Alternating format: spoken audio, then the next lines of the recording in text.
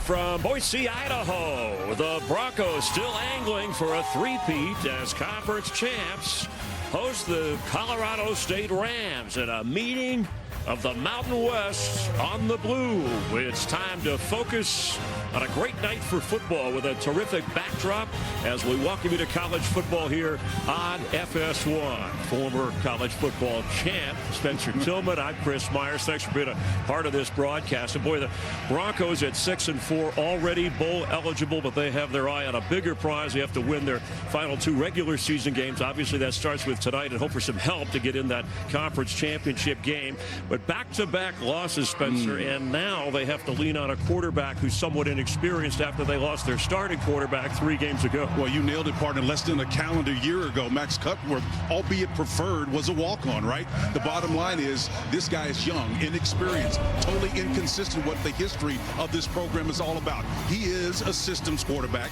No pejorative there. Fighter's mindset, that's a good thing, right? If the pocket is clean, the read is clean, and you can drive with this quarterback and have success. The bottom line is, will he be pressured? Will they come after him? And will he hold under the pressure? Yeah, don't talk to Colorado State about quarterbacks. They changed their head coach earlier this year. They're on their 3rd different play caller, 3rd different quarterback.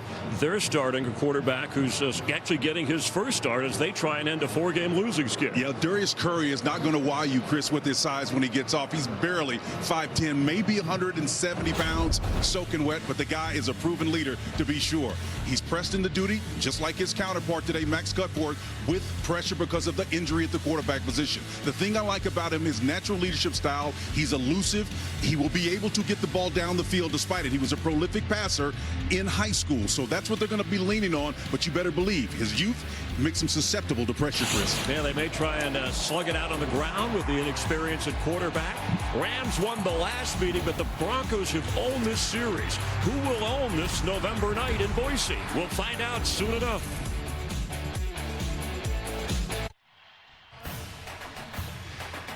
Albertson Stadium on senior nights as the Broncos are ready to roll. 50 degrees at kickoff. Will dip into the low 40s during the game. And no chance of rain here in Boise, Idaho.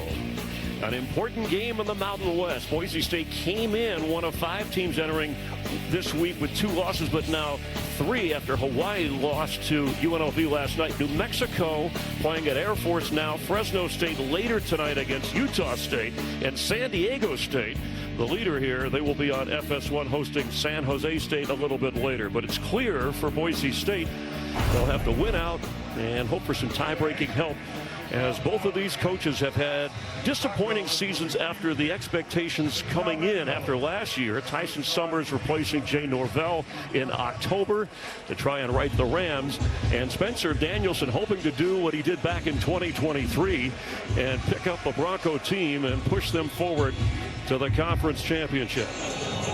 Colorado State won the toss. They're going to play defense first. Malik Sherrod. And at the 20-yard line. Wow, big special teams play to get this team going here. And you talked about him, Spencer. Cutworth, a redshirt sophomore, a local guy from Skyline High School here in Idaho. Came off the bench versus Fresno after Maddox Madsen's injury, but then started against San Diego State. And these are the numbers the last couple of weeks, through a couple of interceptions and the loss to Fresno. But he has put up some numbers. And with some running help, and Dylan Riley in the backfield, hopes to have plenty of support. Set to throw, and misfired, had a receiver open. It'll be 2nd down, 10. Cameron Bates was the target.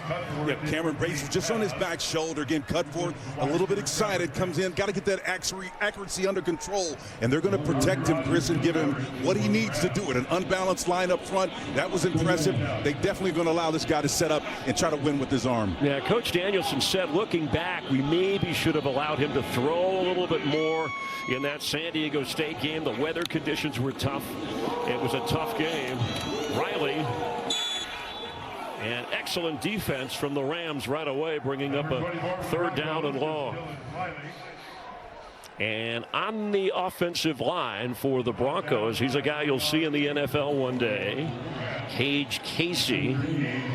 the skill position, they really have three running backs. Dylan Riley's going to get most of the work. Latrell Caples with Chris Marshall out, by the way. Marshall leading the team in receiving yards. Caples leading the team in catches. One of the things these offensive linemen got to do is watch their splits. They're telegraphing, they're pulling, the left guard in particular. Keep an eye on them. They're trying to communicate. That's all fine and well, but they've got disparate splits between those guards right now.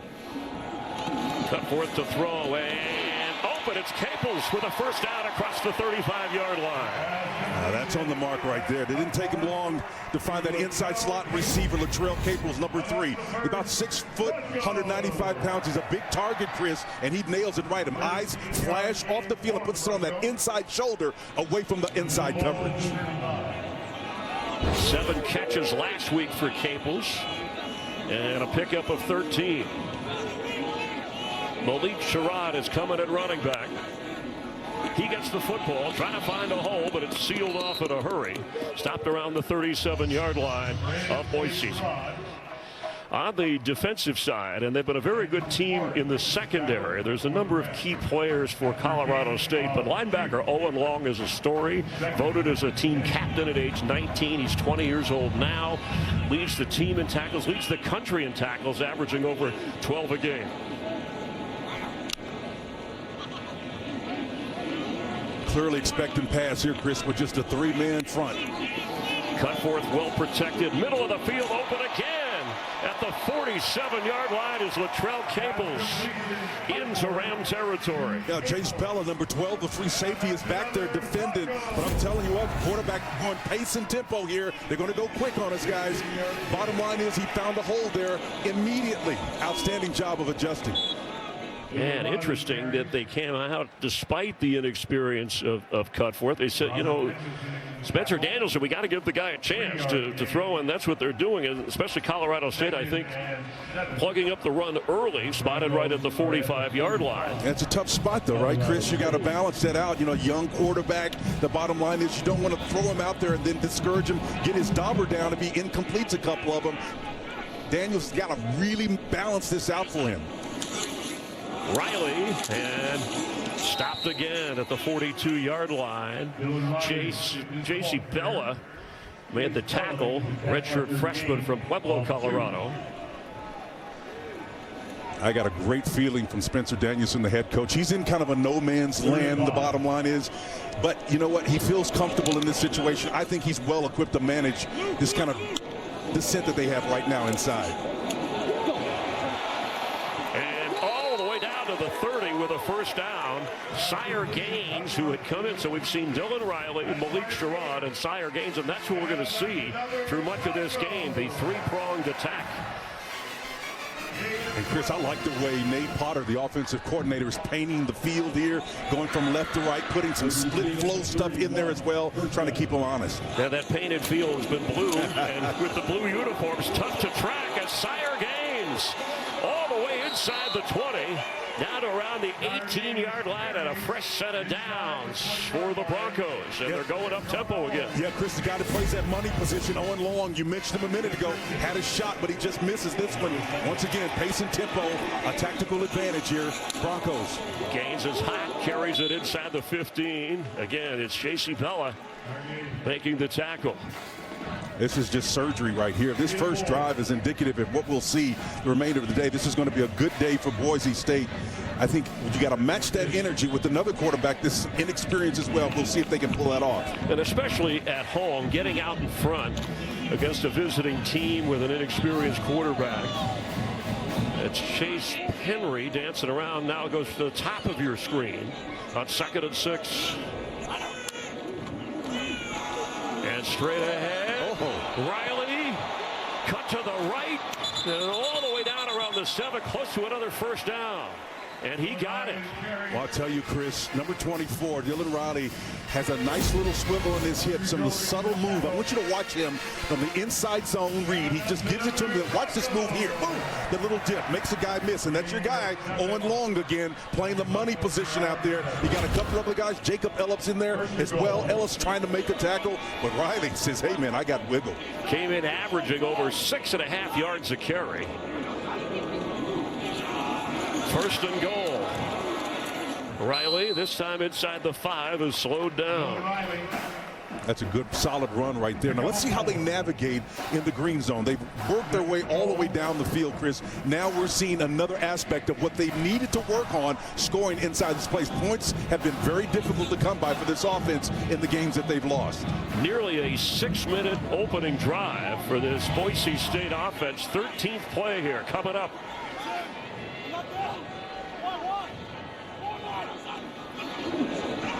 Cut forth for the end zone. Oh, and a little bit too much on it. He had Matt Lauder, the tight end, wide open.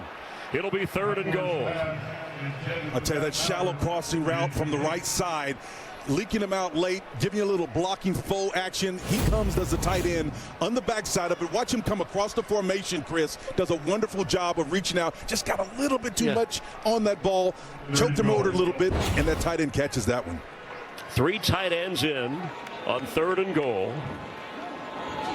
And Sire Gaines is back in, that running back. Gaines has it. Gaines for a Boise State touchdown. What an opening drive by the Broncos.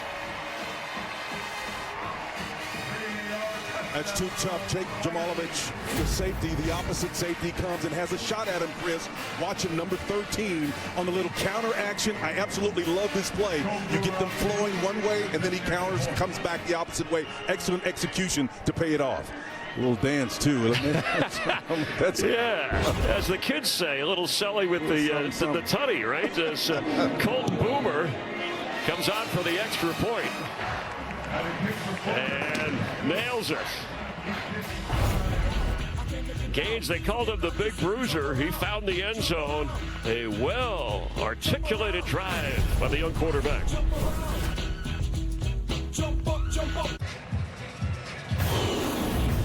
Thanks for being with us. College football at FS1, sponsored by Graduate by Hilton. Spirited stays in your favorite college towns. And what a drive. Cut for 3 out of 5, 41 yards.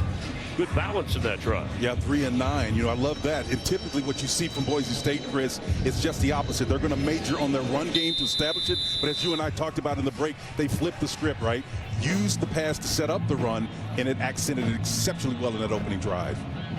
Spencer Tillman, Chris Myers, enjoying a little Mountain West here in Boise, and the kick.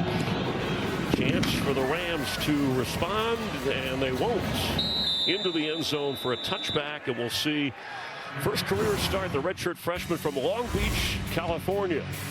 Darius Curry saw a majority of quarterback action in last week's loss at New Mexico, although he did not start. But see the numbers, 248 passes, couple of touchdowns. That's impressive, but he did suffer 3 interceptions. Yeah, and the thing about it is everybody's going to be looking at his size. I'm telling you, maybe he's 5'10". He reminds me, in terms of height, stature, of Jamel Holloway. When he came in spot for Troy Aikman, it was a totally different situation, though.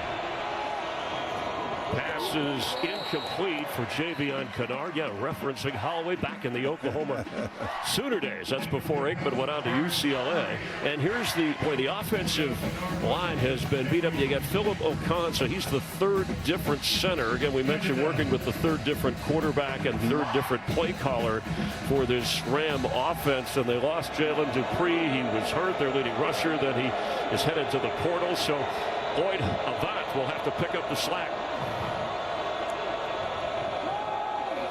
Pass is caught at the 32, going out of bounds around the 30-yard line. That's your boy Rocky Beers there. I'm telling you, that ball was placed right on the spot, Chris. And there's an example of a guy who's only 5'10", but watch him settle in that pocket like he's quite at home. Step open front, and then the ball is just a laser shot to the outside. That tight end didn't have to stretch for that, Chris. It was right on the spot where it needed to be. Justin Marshall and Javion Kennard are both in the backfield with Darius Curry. 3rd and 2. And fighting to get it, Justin Marshall. Number 20 is Justin Marshall. He carries. Boise State on defense, couple of outstanding players, including Max Steege up front. In the secondary, McCoy, the great corner, season-ending surgery, but Ty Benefield is back there to lead the bunch. Pass is thrown. Nice snag by that, but he can't get away. It's Kennard. He may lose yardage. In fact, he will. Notriani, team captain, wears the green dot. He made the tackle there. That's Marco Notriani, but it looks like a flag down. And Chris, just an aside there, it is a flag. Personal the bottom foul, line is face mask, number 0, defense. 15 yards from the previous spot, automatic first down. I just mentioned Ty Benefield. He likes to go by Buck Benefield. Buck had a little bad luck there on that play. Buck, yeah, and our referee is Cal McNeil, but that will really help this Colorado State offense. And Darius Curry, who's got some jets there, he can run around a little bit, mobile in the sense of being able to escape and set up the throw. But a first down across midfield.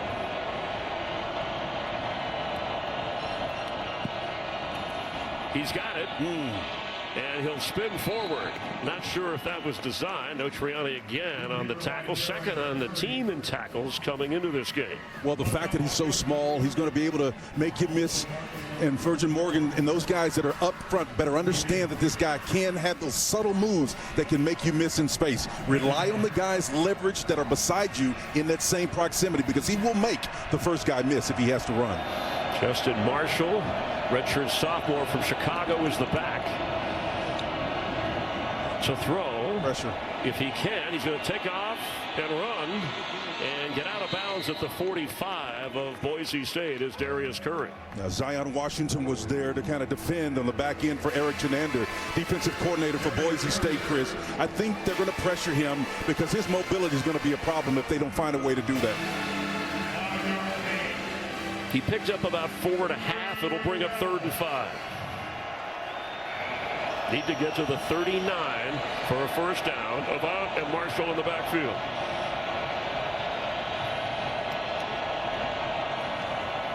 Curry dumps it off and it has a blocker out in front. Avant will have a first down to around the 31-yard line and a flag down back at the 49-yard line of Colorado State. And Chris, I think they're going to get Braxton Feely coming in, that right tackle, defensive tackle. He comes with the hands to the face in the area. So let's see if it's number 90.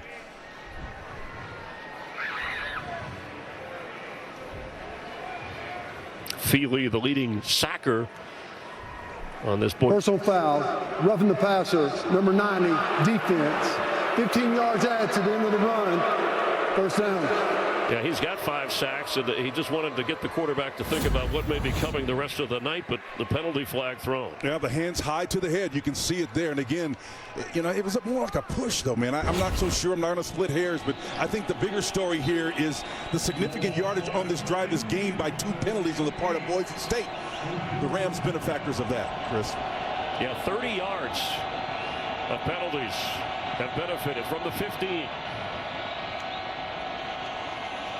Curry has it, throws high, a one-handed grab inside the 5. Levon Brown hauls that in, and a perfect lead throw with some zip on it by Curry. Holy cow, Chris, look at this one-handed catch. Levon Brown is about 6 foot, 195, redshirt sophomore from Sierra Canyon. Watch him go, keep his eyes focused on the ball, knowing it's zone coverage on the outside. A defender's waiting to hit him, but he has the composure to hang on, Chris. For the end zone, catch made, reaching across, Rocky Beers, and touchdown, Rams. An impressive drive to respond, and Darius Curry, the young quarterbacks, showing a little moxie here in this opening quarter. And Chris, I think Rocky Beers is right there. Maybe that touchdown with that one, he ties the program for career touchdown numbers, or he's close to it on the doorstep if he didn't tie it.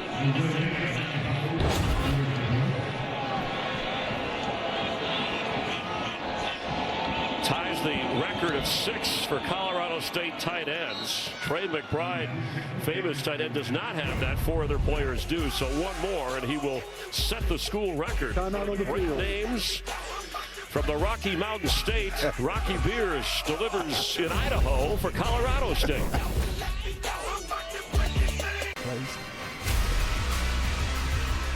Thanksgiving Day on Fox. Two iconic programs tip off at a top 25 showdown as Tom Izzo's Michigan State Spartans take on freshman standout Caleb Wilson in North Carolina. It begins 4:30 Eastern on Fox.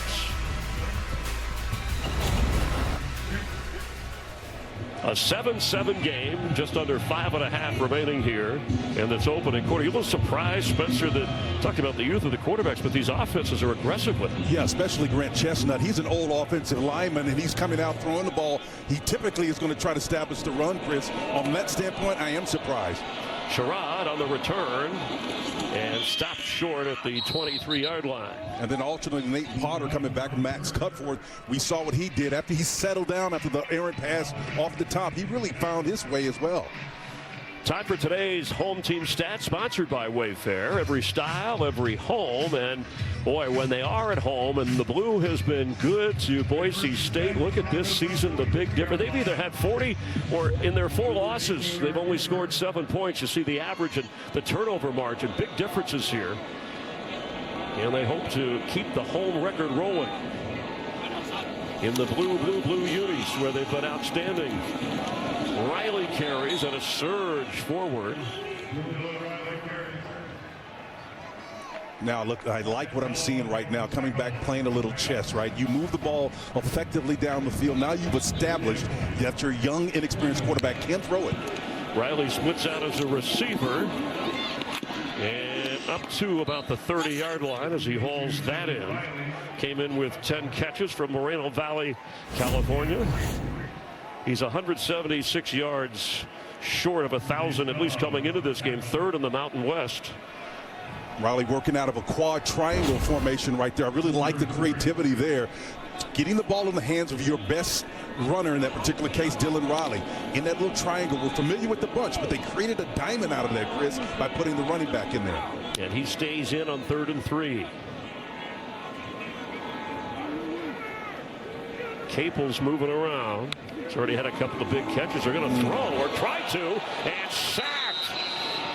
Cutforth was rolling out, trying to deliver the football, but brought down by the Colorado State defense. Paul Tangelo in there, number 52. He's the guy that came in, man, from that jack position.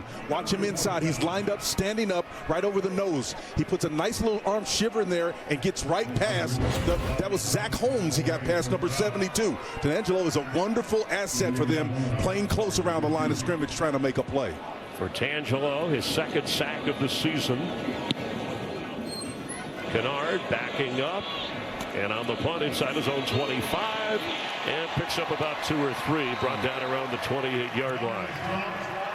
Timeout on the game here with Colorado State. Defense did its job. We'll check on the Rams offense that took their first possession in for a touchdown.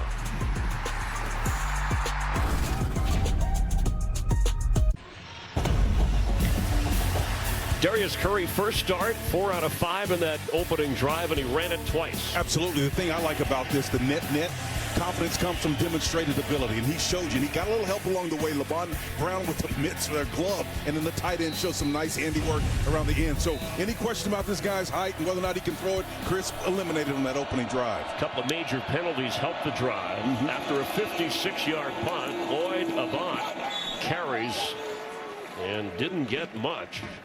Worth mentioning, Max Stiege from Germany, making very international flavor, by the way, to this Boise State team, making the stop. Worth mentioning, Justin Marshall, one of the running backs for the Rams, headed to the locker room, so they're a little thin back there. After a loss of 1. Curry to throw, and overthrown slightly at the 41-yard line. And an open receiver that he could not connect with. That's Tommy Maher. You know, Tommy, a nice little nod route at the end of that. He was wide open. The coverage just broke down, and they were in man coverage. And Curry probably is wishing he had that one again, just to wait, just to bump, to allow him to get out of that break and be clean and deliver that ball. 4 cross look here, Chris, in the back. That's expecting a pass all the way. And that's what Curry's going to do. And into some traffic caught by Lanier. but well short, and it'll be 4th down. Here comes the punting unit for Colorado State. That's great defense right there. Eric Chenander getting in that 4-cross concept. Basically what it does, it allows you to get into a cover 2 shell, Chris, if you want to, or if you want to be more aggressive, it covers your back so that you can get one of those hybrid guys in there to create pressure and mix it up and muddy up that line for the protection. That's an excellent job by Eric Chenander, the defensive coordinator. And it worked well for the Broncos. Both defenses tighten up after the opening drive, and that will roll and be down and around the 21-yard line. Each offense marches in for the score, and then each defense stops the offense. Boise State with the ball in a moment. Tied at 7, just a correction. That punt was just 32 yards. It actually hit one of the Colorado State players, spotted at the 38. Hey, the last time these two teams played in Fort Collins, Colorado State surged with 3 touchdowns. They had to rally and a Hail Mary at the end, and then there was an unsportsmanlike conduct, but they backed up the point after, still made it good, and a 31-30 win. But Boise State leads the series 12-1. And that loss created a whole inflection point that changed the program. In fact, that's how Spencer Danielson got the gig. To throw down the middle and a little long, trying to get to Cameron Bates. But I'll tell you, Max Cutforth showing off a little arm strength. Yep, and Lamondre Joe was there in his hip pocket too. Great arm strength from the quarterback, but the back end defense, Tyson Summers, the defensive coordinators, guys really stepping up big time for them. They need to be able to do it because they've shown some vulnerability to the pass. And if you look at it, one of the things that they can do, talking about the Broncos now, is throw the ball. Even though we haven't seen a lot of it, they can be efficient when they do it, taking shots big time.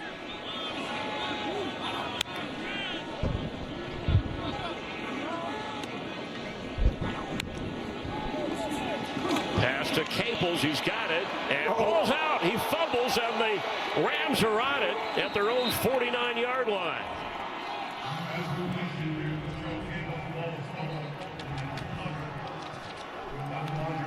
That's so difficult. Jake Morolovich was in coverage there. Number 13 had a chance to get after him. The ball comes flying out. Lamondre Joe is the one who ended up recovering it.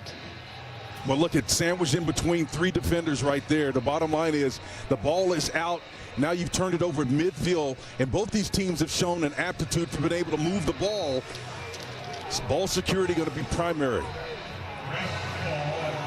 First turnover of the game, and a big one. It was going to be a big gainer. Cutforth discussing things, but certainly he's done his part in the early going. Another takeaway for the Ram defense. Pass is caught, and slipping a tackle, Lloyd Avant. And then going out of bounds. It's now 16 takeaways for the Colorado State defense. Yeah, Jaden Mickey, number 20. They're going to go pace and tempo here. Had a chance to make a tackle that would have been very much needed. Nowhere to go for Avant straight ahead. From Humboldt, Texas. Sophomore had 3 different games last week, including a touchdown. He had 12 carries for 36 yards. Just up the road from Houston up in Humboldt. Spent a lot of time up there watching this kid play in high school. Great player.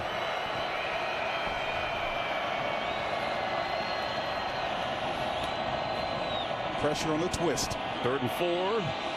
Floating one a little too strong. The coverage was good. Tommy Maher was the target. He's the team's leading receiver. Jaden Mickey on the coverage.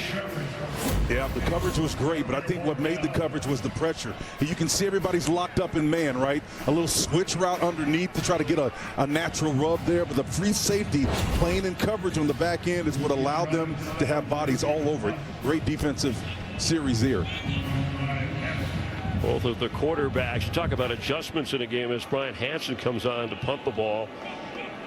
Defenses have adjusted to their hot hand, and this will be a roller. Oh, heads up. And inside the 5, and what a kick, and great special teams. I mean, a whole herd of rams. I don't know, what would you call it? But is it a herd? That's buffalo. I don't know. Yeah, I don't know. A group of rams gathering there. That looked like your pitching wig to put that ball down. That was pretty good. A little bump and run. They're going to spot that. Is that inside the 2-yard line? Oh, nice. And look, he just gave you the little golf swing. He's seen you play. All right, so don't blame Cutforth. He completed the pass, and then the fumble on the other end. 5 out of 8 so far. Checking on the plays, working the huddle, and both of these quarterbacks have shown great command of their offenses. Sire Gaines is in. He had the touchdown run for Boise State. Nice. And big hole, closed in a hurry, but he got out of that deep hole. I'll tell you what, Chris, with the big, if Bella's not there, that's an unbalanced look. He hits his head on the goalpost on the other side. Everybody's up in the line of scrimmage. There's a natural soft spot right there, and he's going to the house, and Bella's not there to stop him. J.C. Bella's been all over the place in this opening quarter for the Colorado State defense. Back to Gaines, and Gaines is loose. And a first down up near the 25. They're going to spot him out at the 24-yard line. But that's the way to dig yourself out of some trouble. Sire Gaines, man, looking like Secretariat running through there, man. He comes to stepping, and watch him break the tackles. 2 tackles there. He breaks on the other end. Love that fact that he's understanding where he is, carrying that ball on the outside shoulder, the furthermost to the sideline to protect it. Coming off the best Mountain West game of the season with 78 rush yards. Nice again. Look at this move. Oh, my God. Near the 40. Chris, this guy's got something special. He's a darter.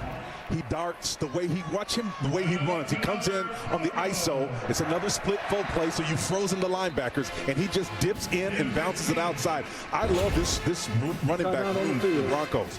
Boy, outstanding. That's the end of the opening quarter here in Boise, Idaho. Underdog Colorado State hanging with the Broncos, but in a tie game, Boise on the move.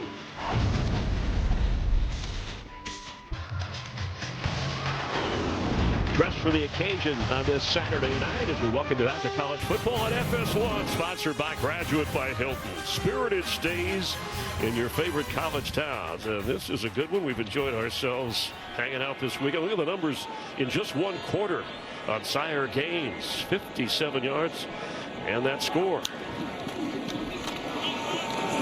And this time, maybe to the 40. Tuatelli making the tackle. Tuatelli anchored himself so solidly up in the outside position. He's a defensive end, and they'll move him around a little bit. This is a pure 4-man front that they'll get into. And along with Bella here, these guys are really defending extremely well. He had an outstanding day. 7 tackles already for J.C. Bella, and it was just Monday he was told he was put on scholarship. Congratulations to him. Hard work and hustle paying off. Riley in at running back. The throw is caught, and diving is Latrell Caples toward that first down marker. I think they may end up giving it to him. I thought he was a little bit short. Completed pass for a first down. Maybe it's on the skirt, but he's going to move the chains. And he got it. The 6-year senior. 4th catch of the night for him already. Well, this 4th one, he uses the right hand, and that's probably what removed all the doubt. You know, sometimes if it's the left hand, it's closer to the sideline. You may miss it by a foot. That's high engagement right there, Chris. Impressive, over 130 yards. They're going to look at this, huh? Make sure. We're on the field. The receiver completed the pass, made the line to gain. That plays under further review. Yeah, and I think they're going to find is that right hand is what made the difference. If it had been in his left hand, he probably would have missed it by half a foot. Yeah, let's take another look at this. He's about 6 feet, but he's got long arms. Yeah, but the presence to move that ball from the sideline hand to the right hand. Wow. I think that's everything, Chris. That's high engagement level. That's what I'm talking about, and I'm glad we have a chance to take a second look at it. He literally takes the ball out of the near hand, which you would typically want it there to protect it from being stripped away. But he's saying, no, I've got the ball protected. I want to get the first down. That's high engagement. That extension and leap, I mean, it covered 3 yards. I mean, my it was God. like an NBA player going through the lane. They'll take a closer look. Remember, on the field ruled a first down. By the way, the Colorado State defense earlier recovered a fumble here from Caples, but they had 4 fumble recoveries last week.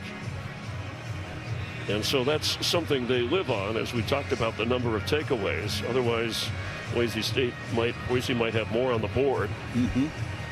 Well, the takeaways have been hard to come by in this struggling season for both teams, and I think that's something that they're trying to overcome. And the only way you do it, Chris, they tend to go in bunches, is to be as active as you possibly can, and then you'll get the turnovers.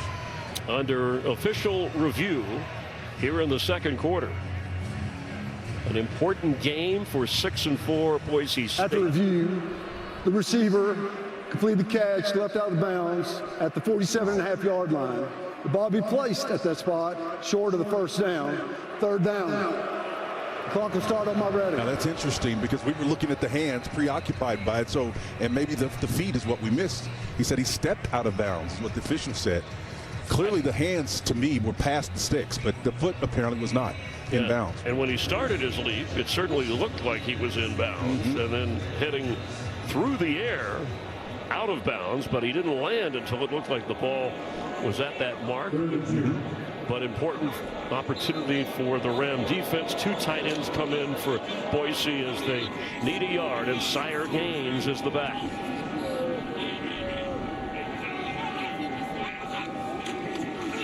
He has it, and he's got the first down across midfield. You can almost book it, man. Boise State, doesn't matter what kind of problems they have. They're going to pull it in to a close formation, bring those tight ends in, and just go get that 1 yard. That's the culture here. It's always been there all the way back to the Chris Peterson days, man. When they need a yard, the culture says we're going to go get that 1 yard. We'll hear from Chris Peterson and the crew at the half here. Gaines remains the back. This is when they cross midfield. They sometimes say, hey, we're thinking going on all 4 downs if we need to. And powering forward. Boy, the big bruiser taking some people with him to about the 45-yard line. Dylan Matoya, the right tackle, does a nice job, but so does the defenders up front. I think that was Paul Pengelo, number 52, was in there as well, coming off of that block.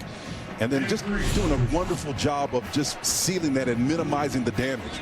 But Dylan Matoya was the guy that was blocking for him. They're a top 5 rushing team.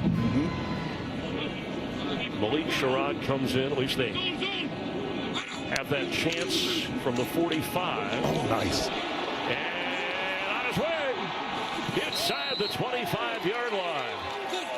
Sherrod. Boy, they got 3 backs. It's like a 1-2-3 punch. Watch Austin Terry here, the tight end, come from the offside right here on the opposite side, and then trap block inside. 52 Tenangelo, guy's been working, trapped him out, got him out of the picture so that he could make that play. It's an unbelievable effort by a tight end going against a bigger guy. Sherrod from Oxnard, California, came to Boise in 25 after 5 seasons at Fresno State, the rival. And the throw cut forth. Got him! Knocked out of bounds inside the 5. Matt Lauder. And it's going to be a 1st and goal for the Broncos. Well, I'll tell you what, these tight ends integral to this drive. And one of the things that Nate Potter is doing is mixing this up. Getting it in the throw game on the initial drive. Still doing it, but working with a different group. Tight ends primarily. Cutforth has been delivering and putting some zip on it. 20-yard pickup. Sherrod the back, extra lineman in. Look at this formation. How about this? Power eye. And nice. For the touchdown, Malik Sherrod. A 98-yard drive.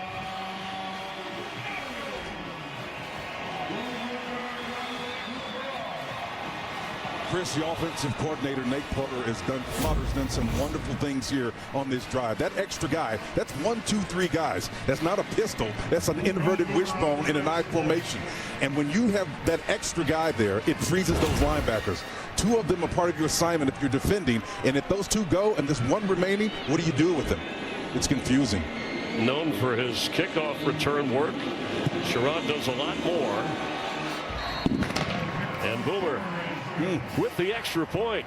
Boy, they started with Dylan Riley, mixing some Sire Gaines, and now time for Malik Sherrod. And Boise State with a 7-point lead.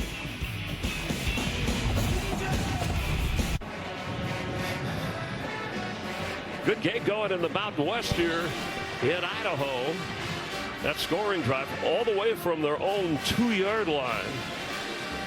186 total yards of offense so far in this game, but they take up 4.5 minutes, mixing up the run and the throw. Both of these teams appear really prepared in this game. I think this is a big game. I really do, because of the struggles these teams have had. I think it was the late the NC State great wide receiver Torrey Holt, former Ram during the great days. He's the one that coined that phrase, big days, big plays. And that's what these players are doing right now. The coaches are doing an excellent job of responding to the success of the other team. Defending champs of the Mountain West at 6-4, Boise State needing to win their final 2 regular season games, leaning on their defense, their pass defense, like what 5th at best at college football with what they allow. And the last 2 games, lowest in Mountain West history, they held the San Diego State, of course it was raining, but 17 yards through the air, even though they lost that game. But Curry has stood up to him so far. And I think even when you go and expect that, you look at the quality of the teams that they were facing, it holds up. They've been pretty good on the back end, Chris. And here goes Curry, winds up and fires to the 31. Marr couldn't hold on. Jeremiah Irby here, right cornerback, was the guy defending on that backside, and Irby just did a wonderful job of squeezing on the short side of the field. Yeah, good example of that pass. Absolutely. Again, that ball's punched out by the right hand, and Irby's the one that did it. He understands it. He's the old Peanut Tillman, punch it out from the back. Chicago Bears, man, that's a big-time play right there. Marion McCoy had played through some knee pain, a future NFL star, great corner with that surgery that we mentioned, so out for now.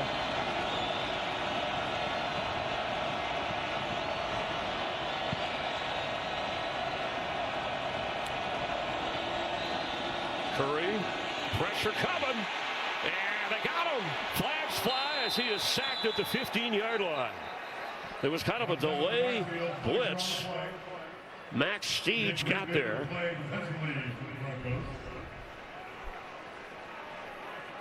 And they're going to sort this out. I think what made this play not work as they kind of unpack. Personal foul, face mask, number 19 to the defense. 15 yards from the previous spot, automatic first down. Number 3 does not have to leave the game because his helmet came off due to the foul. What Grant Chestnut, the offensive coordinator for the Rams, has got to do is understand that those long developing plays isn't going to work against a more aggressive defense. And here you can see the hands to the face right there. That's Washington. Number 19 gets those hands up, man, around the face. That's problematic. They're going to get you every time. Deion Washington, number 19, the senior transfer from Shadow Ridge. Third 15-yard penalty against Boise State. See if the Rams take advantage. Incomplete. Brown the target. Last couple of games, LeVon Brown has played some of his best football, according to the coaching staff. Well, these guys are here again facing man coverage underneath, and it's when I say man coverage, that implies that there's nobody else around, and if you can make that play and catch it in stride, Chris, you can still be running for a while. Yeah, it almost looked like he wasn't quite ready for that, or expecting it. Curry will dump this off in a hurry. Kennard, and inside the 45-yard line, or excuse me, beyond the 45, their own 45. It'll bring up a third down. Under 11 minutes to go before the half. Solid tackle by Deion Washington. He's the guy that's their boundary safety. And so you say, what's a boundary safety? Well, when you're on the short side of the field, that's the short side, that's the boundary. The field safety usually is going to be a little bit more athletic because he has more ground that he must cover. So typically it also means that corner guy is more physical on the short side. Need to get to midfield for the first. Deep drop Curry. He's going to run for time, and on the run throw, and knocked away. Jaden Mickey with another big defensive play from that nickel spot. Yeah, and Bourne Phelps, too, was in hot pursuit from that Mike linebacker position as well, number 41. The sophomore, he was in his hip pocket, man. He was all over him. Tommy Maher again was the target. Holding, number 20, defense. 10 yards from the previous spot, automatic first down. Well, I said Mickey played good defense. Too good. Snake bit him. Got dead clock. Cal McNeil says that's defensive holding, and that's the 4th big penalty. I mean, these are big chunks of yardage that keep the Rams drives alive. Yep, and that will be the coaching point. When they go in the middle eight, get to those 4 minutes before the half, Chris, that's what they've got to fix.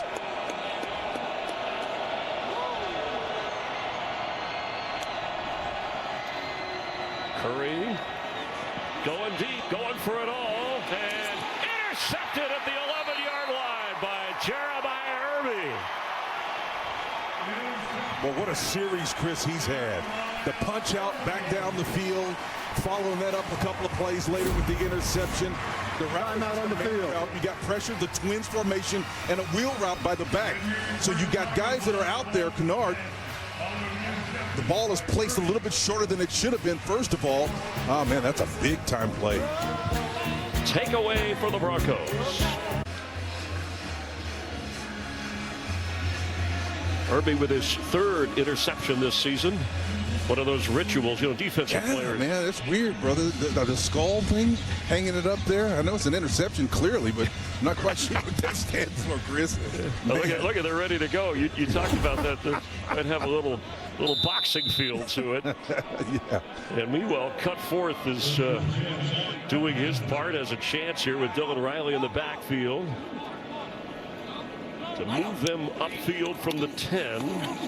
And Riley will pick up about 3. Boise State has not played a one-score game this year. In fact, 7 of the 10 games have been decided by 20 points that they've been involved in. 3 of the 4 losses and then 4 of the 6 wins. So at home, averaging 40 points. We showed you earlier with that 4-1 record this season. Well, the fact pattern here so far is if they continue with this pace of scoring points, this is a W for them, right? Obviously, the Rams have something to say about that, but got to like what you see from them.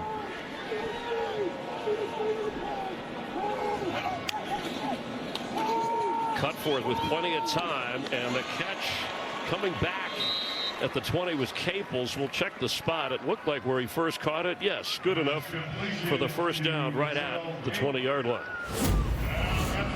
And watch the interior line here on an inside game open up this throwing lane, Chris. Number 48 goes and see that wide open lane just opened up. Sometimes when you're gaming and dealing, you're trying to get to the quarterback, but you do it to the point where you actually counterproductive and you open up throwing lane for the quarterback. So when you replace and you go on that game and deal, you better get back in that lane.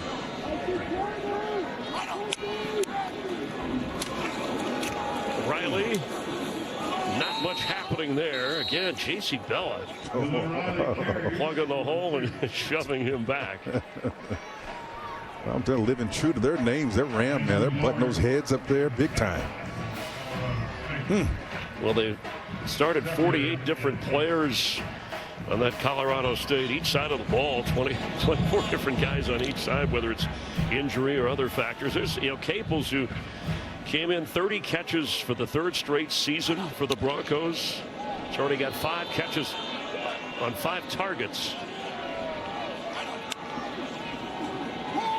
Cutforth deep and overthrown. Cameron Bates. They've tried a few deep ones with the speedy Cameron Bates, but have yet to connect. Well, Chris, I will say this. I'm not surprised that this defense is playing at a high level with Tyson Summers.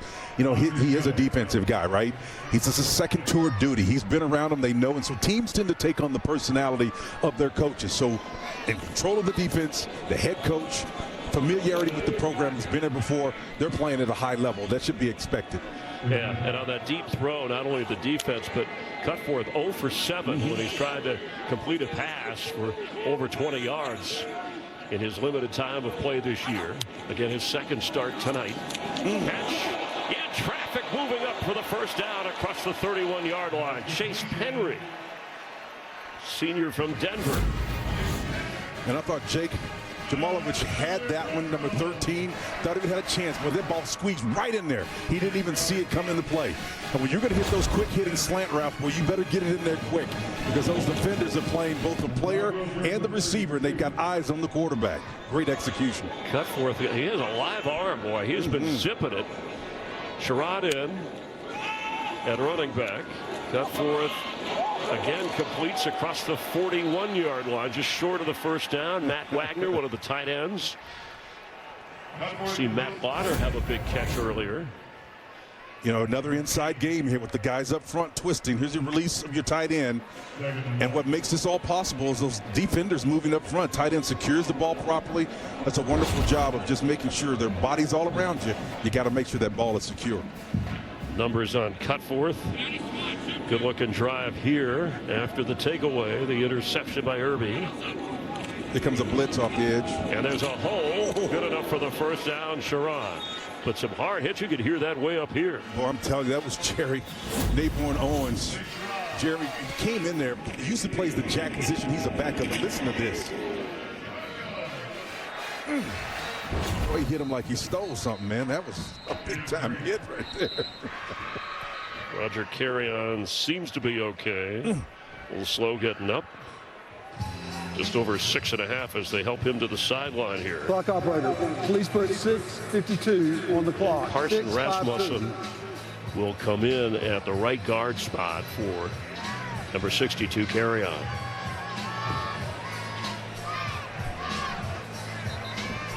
Cutforth, the first Idaho native to start a quarterback for Boise State since 1992. Remember Travis Stewart from Meridian? Yep, and these running backs have really helped them along the way, again, behind that big, massive offensive line, and they've shown a little mix between all of them, right? The thing we talked about, Dylan Riley, we knew him, but Sire Gaines, man, has shown me some suddenness and explosiveness that takes him to another level. This running back room, this trio, impressive.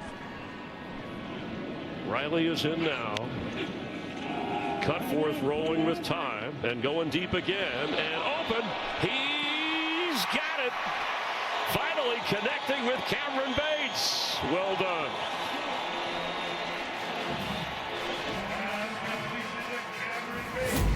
Yeah, we talked about Cameron Bates, but watch number 25, the inside receiver, Chris. The go route.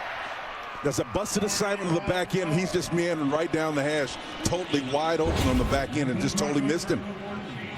7 of his 10 catches this season had come in the last 5 games. That's his first today, and a gainer of 40+ yards. Quentin Brown is saying, man, you had me wide open. Well, we got some movement and a flag, and a play that is knocked away in the end zone. It was a free play. Bates again the target. Carrion, by the way, back out there. Rogers on the coverage. Offsides, defense, number 91.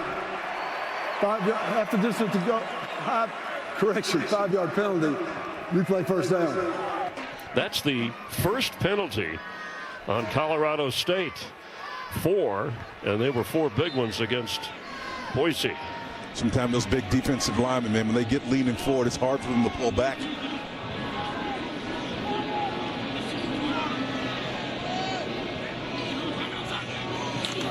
Dylan Riley has it, tackled low right away to about the 6.5-yard line. Robert Edmondson making the play.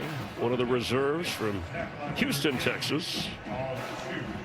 I'll tell you, Robert playing really stiff and hard inside that lineup. But the linebacker position is a classic Mike. Sometimes we call it a Mac position. But those inside guys, man, run heavy, along with Jacob Ellis and company, Jaheim Mitchell. All of them are outstanding. Back to Riley. Trying to get inside the 5, but there's a wall of Rams. They have mixed all 3 running backs in, as you just pointed out. I mean, Gaines has a touchdown. Sherrod has a touchdown. And I think maybe the coaching staff over there for Boise State thinking it's Riley's turn. Yep. Well, let's see what Nate Potter has in his bag of tricks in terms of being able to get over there. And then ultimately, Tyson Summers got to find a way to stop him. Riley has the most carries of the 3 backs with 10. 3rd and a yard for a first down. Got him on that Boise State offensive line, movement, interior line.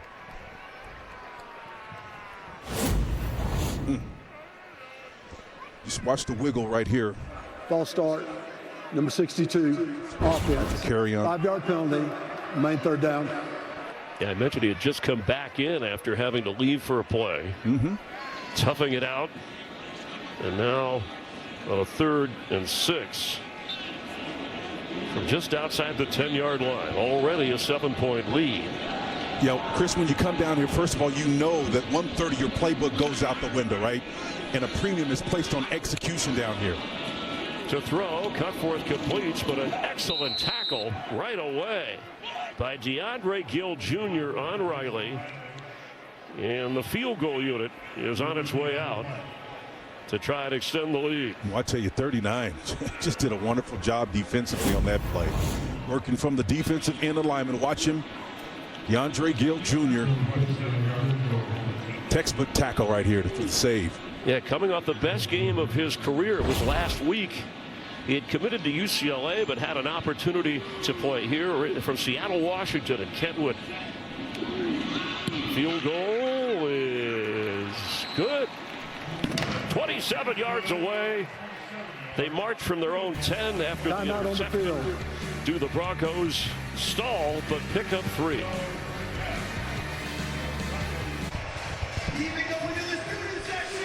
Beautiful night in Idaho. It's been a mild autumn in these parts with Spencer Tillman, our crew, Chris Myers. Thanks for being with us. Temperature has dipped into the mid-40s at a 10-point lead for the hometown team. They have dominated on the ground. Broncos have run for 113 yards compared to just 8 for Colorado State. And 40 offensive plays for Boise State.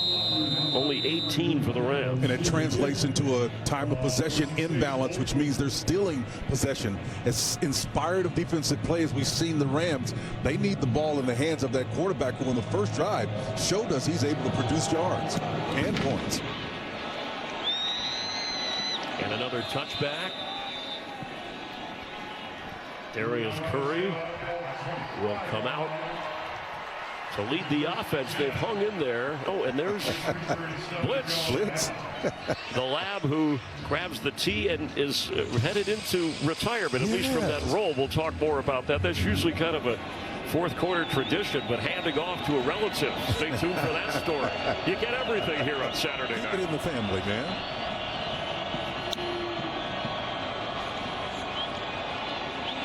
Curry with a block.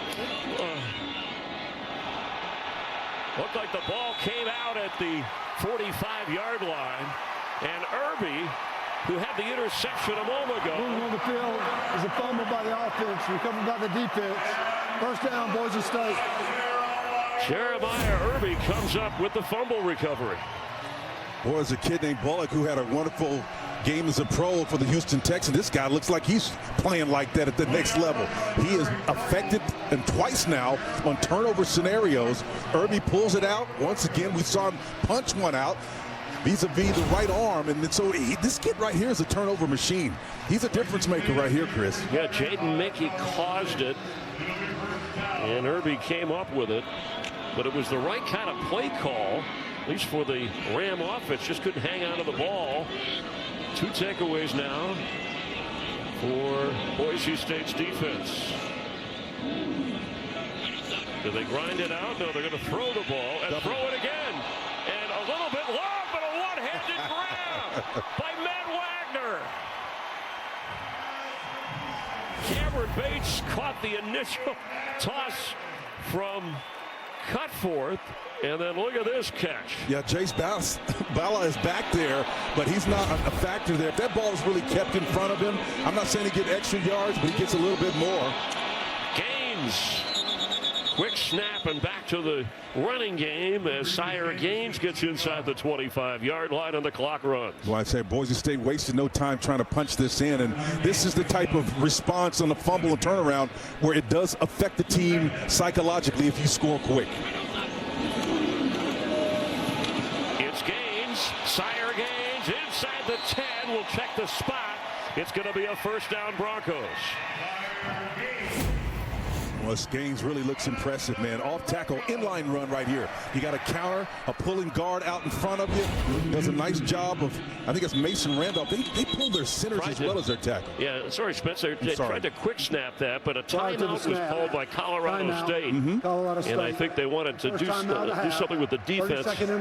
So beat the snap. And they'll have 2 remaining. And Boise State will have all 3. Hey, the greatest rivalry in sports is here Top-ranked defending national champion Ohio State going to the Big House.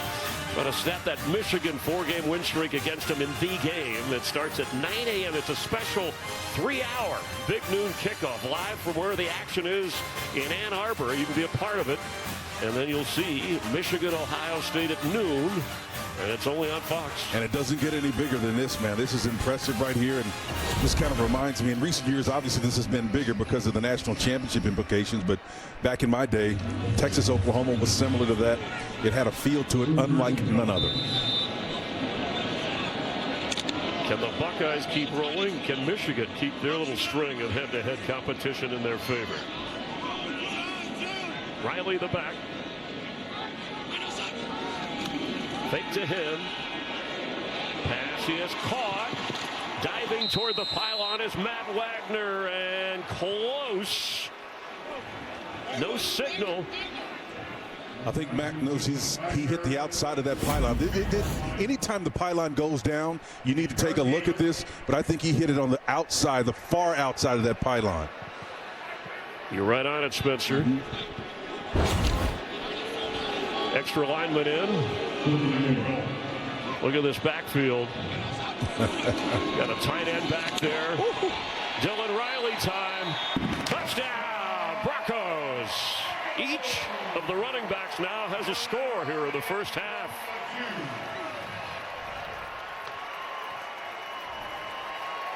A little extracurricular activity going on. You got to check yourself down here, man. That's just frustration on the part of Colorado State.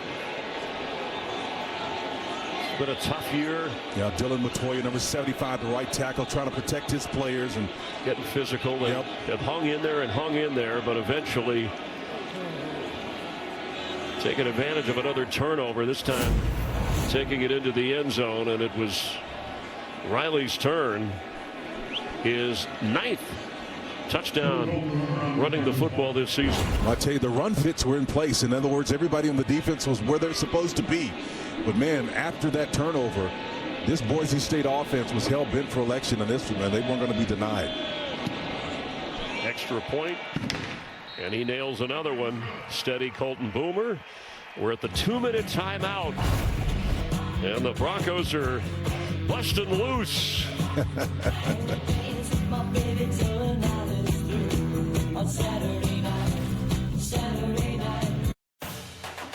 Coming up, it's the State Farm halftime. USC battled Oregon in what could be a playoff elimination game. Georgia Tech could clinch a berth in the ACC championship with a win over Pitt, but Pitt not making it easy. Plus, Utah and Kansas State in a high-scoring thriller.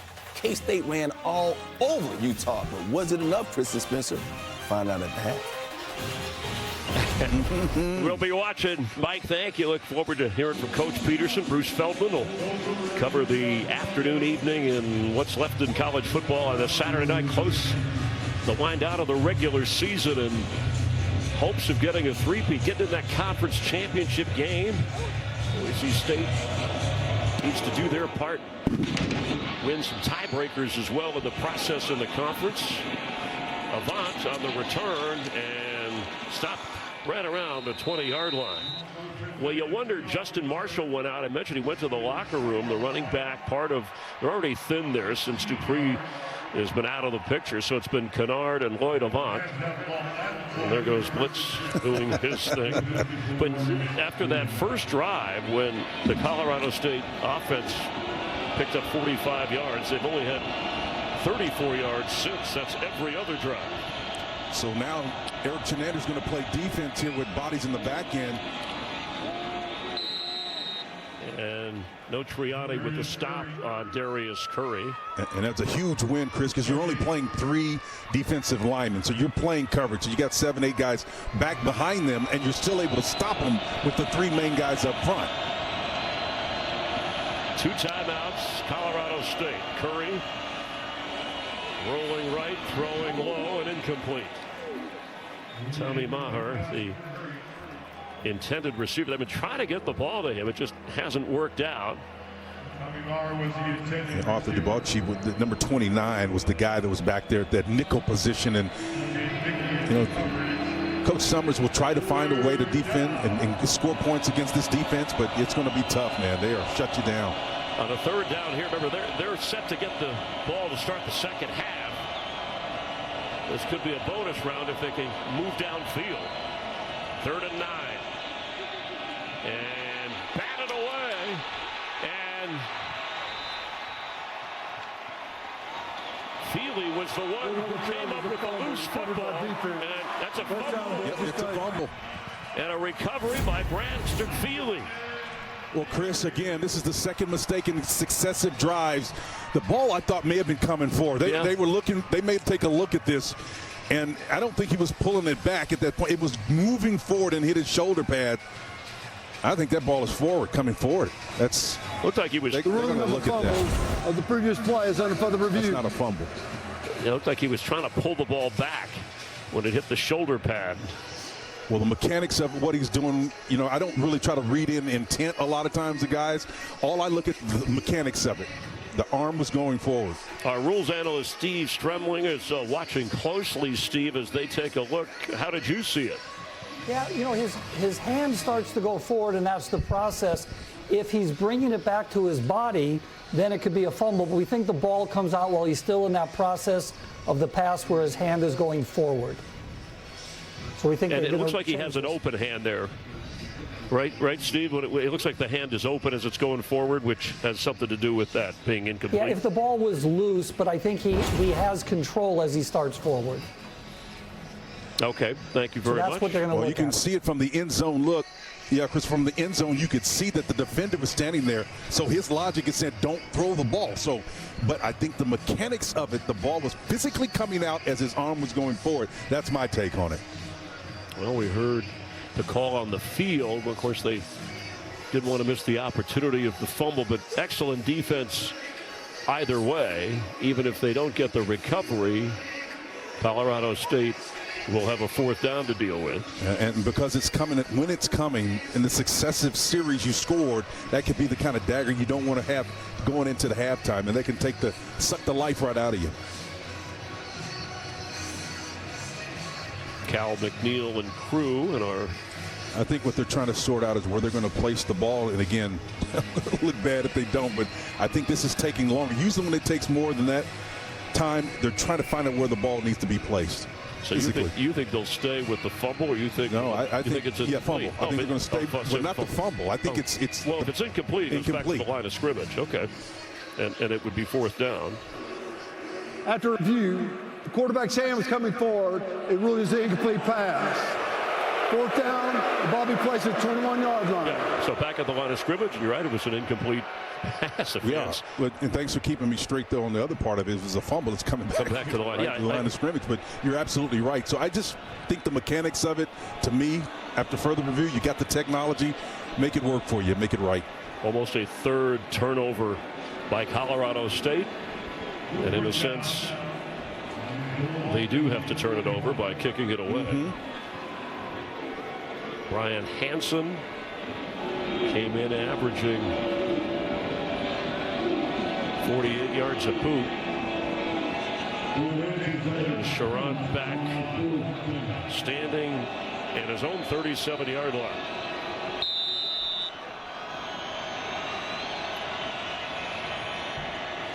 Gets it away, kicks another one of those grounders that bounce and roll. Well, those are tough to deal with. Look at this, it rolls all the way inside the. And if you're Boise State, 25. why are you even around the ball? Yeah, you should get away with it. Rams are saying, hey, maybe we could force something here. The official says, let's see, did he touch it? I mean, there's no reason why you need to even be around that ball right now. Rule on field is the player was forced into the ball. There is no touching. Okay, First down, Boise State. so they were.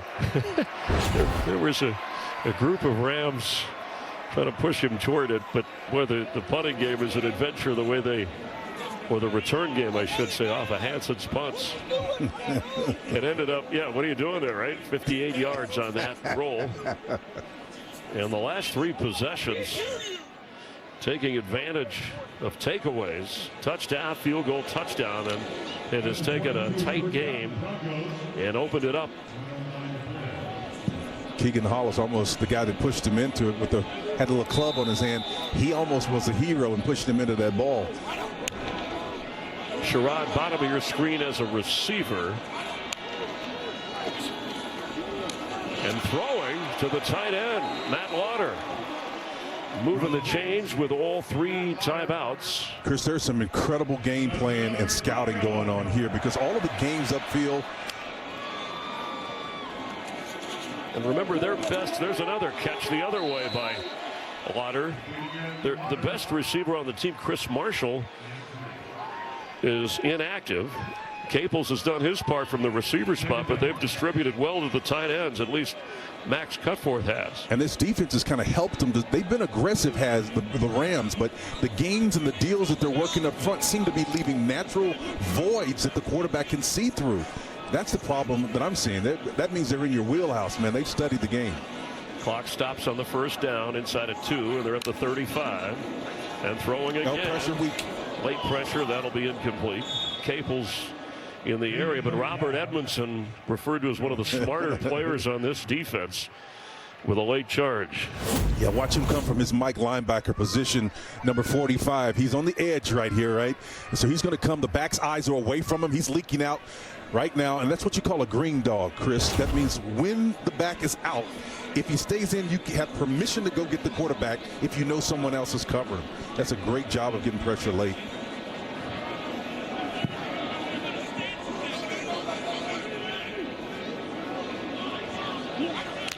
Here comes edge pressure again.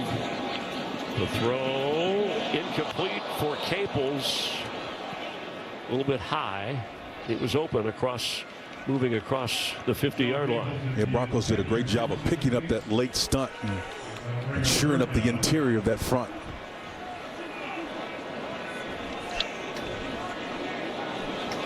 Boise State over 135 rush yards between their 3 backs. They've averaged 5 a carry.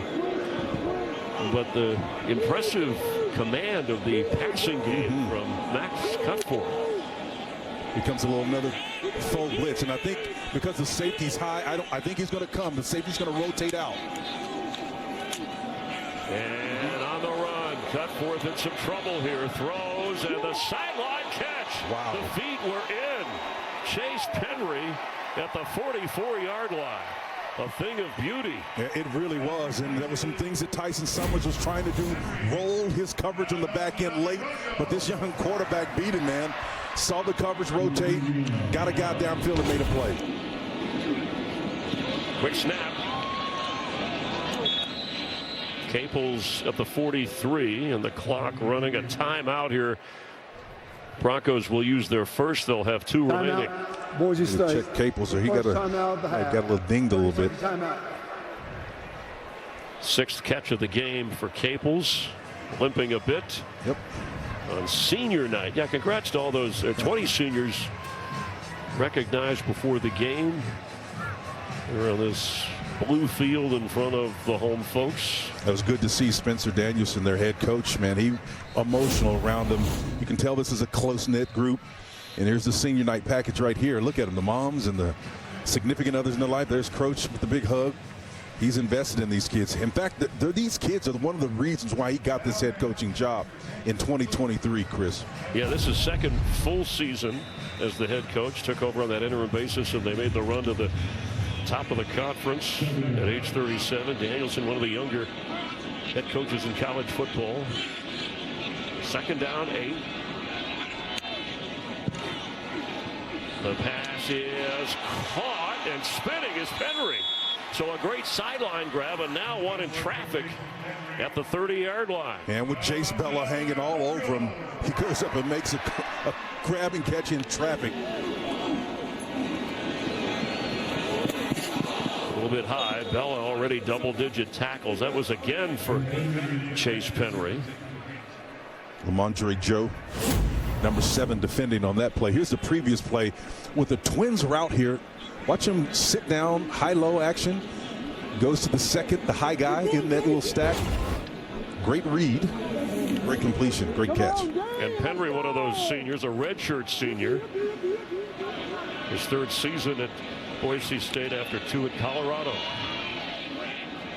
Over 200 yards for Cutforth. They're trying to hide this pressure, man, but it's going to be a single high safety that's got to beat one. Caples, and a flag. And another flag. C.J. Blocker was trying to stay with Latrell Caples. Well, I knew it was going to be tough because it was a single safety look. That means everybody's manned up on the outside. That safety is going to come late. Automatic first down. The safety is going to come late, but watch him roll out of it. Trying to get open, but man, when you don't have your eyes turned back to it, that internal clock is working, and then your fear or concern of getting beat is working against you, and you get a little sloppy in your coverage. Not sure that this Colorado State secondary expected Cutforth to put the ball up 25 times here in the first half. Well, the reason why he was able to do it consistently is this trio of runners that he has commands attention around the line of scrimmage. From the 15-yard line, time 21 seconds before the half.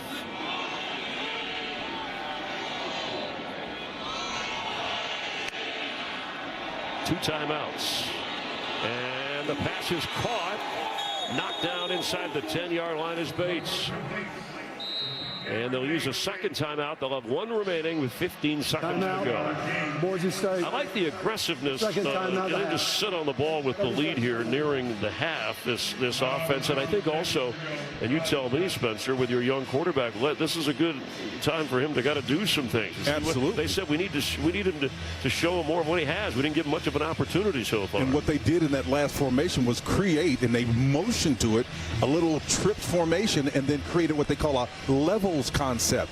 Guys running in the same direction, one at one level, one a little bit higher, so the quarterback sees them in the same frame. Now you got to make a choice. That gives you a chance to see the growth of Cutforth. Arrived at Boise State as a walk-on. Two-year starter at Skyline High School, had 44 touchdown passes and had thrown only one pass late in the win over Appalachia State before being pressed into action with the injury to Maddox Madsen, who we hear could play later this year, depending upon how far the Broncos go. Maybe even the final regular season game, but the way Cutforth is rolling, don't rush him back. Oh, and the pressure is on, and he's sacked. Lamondre Joe from the secondary. Timeout, Boise State, their last. The boundary corner, that's the short side. That means he's the most aggressive of the two. Not afraid to tackle somebody. He comes, dips his shoulder, gets around Casey, the left tackle, number 77, and boy, he comes in there with intention. That tells you, man, when you are able to 190 pounds and you're ready to dip your shoulder over a 6'5", 311 guy, that tells me something about your character, man. Great defense by Colorado State when they needed it the most. Cutforth maybe could have probably cut that loose, got rid of it given the situation with 10 seconds and now no timeout. So if you want to get points here, if you're Boise State, Colorado State can maybe tackle you, keep you in bounds for a field goal try or keep them out of the end zone.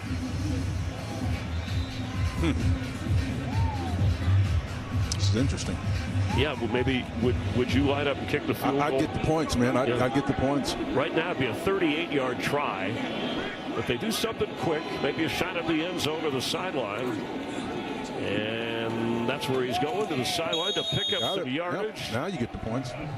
Matt Lauder, another catch, his fourth of the game. Wagner has 3 from that tight end position. I love the play. You know, it's a short side of the field. So if you're on that left hash, if you do something, you need to do it to the short side of the field where you can only spend 4 seconds on that play. Well executed.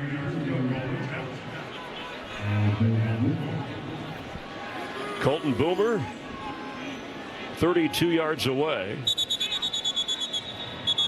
They're going to try the old freeze them. Timeout, Colorado State. Their second timeout of the half. 30 seconds in length. You know, I know the results haven't been there for the head coach pressed into that situation at Colorado State, you know, taking over on the interim basis. But Tyson Summers is really trying to hold the team together, deal with a lot of the personnel issues, and get this program going in the right direction. Their big win was when they took on and had a win against Fresno State, which was a 49-21 victory. Just 2 wins this year, but they showed you how capable they were. I think his presence has a calming impact. The fact that this is his second tour of duty, I think it's calmed this team down a little bit and getting something that a new coach would not be able to accomplish. He's been money all night. And Colton Boomer delivers again as time runs out in the first half and a 20-point Bronco lead.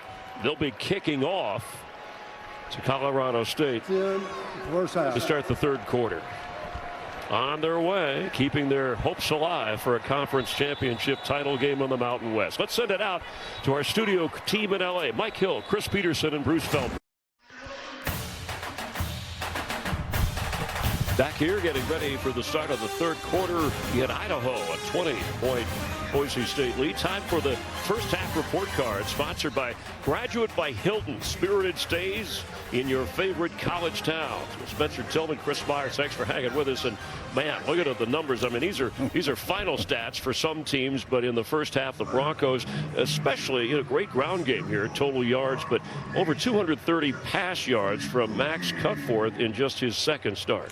Chris, I think the young quarterbacks, Max Cutforth in particular, acquitted themselves well early in this particular one. And then Darius Curry certainly took himself to another level. The diminutive quarterback is only about 5'10", 160 pounds or something like that, but the kid stood in the pocket when they gave him opportunities. But I have to give it to the run game. This trio of running backs that Boise State has did a wonderful job of controlling. And then, of course, they got turnovers on the defensive side of the ball. But between Dylan Riley, Sire Gaines, and Malik Sherrod, those tandems, and combined with what they did in the throw game, to me, really put this game out of reach early. Yeah, you can almost sense, they're back-to-back champions of the Mountain West Conference for a reason. Boise State on the outside looking in. They need to do their part, get some tiebreakers to keep their hopes alive of just getting in the conference championship game, and again going to another bowl game, 28 straight seasons. But boy, they smell that, and they want to finish strong here at home before they finish the regular season against Utah State. And the Rams will let it go, and we will see them try on offense. 17 straight points, by the way, scored by Boise State. Kind of broke open what was a close game in the opening quarter. But Chris, I will say this, to even be in a position to be vying for a conference championship, given what you lost last year, and of course won a conference championship, Boise State, it's a miracle, man, that they're even in this spot. It's been ugly to this point, but to be even in a place where they got a chance to talk in this way about winning another title, it's impressive. From the 25-yard line, it's Lloyd Avant, and a good-looking run. He picks up 9. Justin Marshall went to the locker room, we should say, early in that first half, and has not returned, but this was a good-looking run call. This looked like an Edgerrin James kind of play, slow to, fast through, right? He read that thing on the back end and didn't see anybody sticking in his face. Jeremiah Irby was out there waiting, but not before 6 yards were gained. Marshall is out for the game, has been ruled officially out. Avant has the first down. These receivers are not afraid to block. That's another thing. Avant, the benefactor of his teammate out there, Jeremiah Irby, on the boundary on the defensive side, but he's got a partner that's working, trying to get him extra yards. Irby had a big interception in that first half. Also a fumble recovery on the part of the Boise State defense. I'd be staying away from that guy. The throw for Lanier is incomplete, and Irby was back there covering. Let's check on that flag.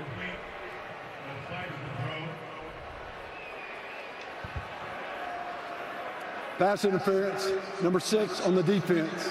15 yards from the previous spot.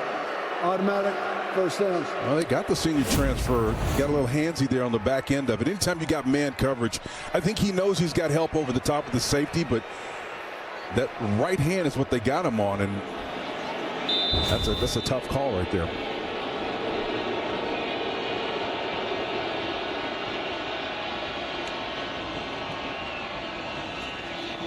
Avant tackled right away, may have lost a half a yard. Mike linebacker, Virgin Morgan and company was back in there and all over, man. It's tough to get yards in the middle in this group. Jake Ripple involved in the tackle.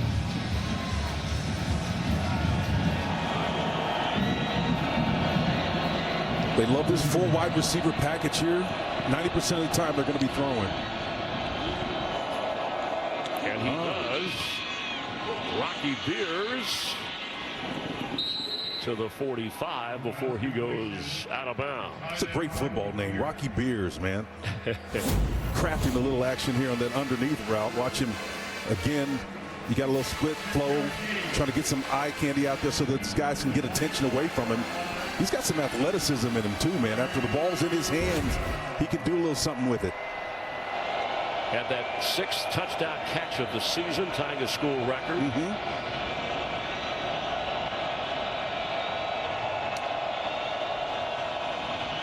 Pass is incomplete.